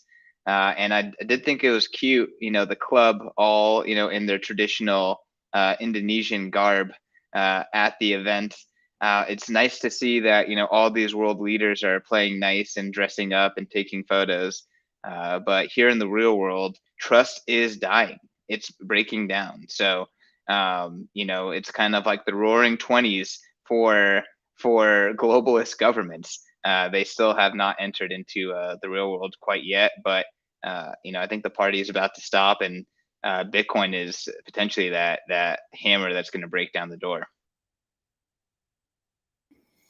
Yeah, excellent commentary. I think I totally agree that trust is breaking down. These international institutions, with which G20 is not really any sort of powerful institution, but institutions like the IMF, the UN, there have been stories about them circulating. I mean, the UN voted to charge Russia war reparations, and the war hasn't even ended yet.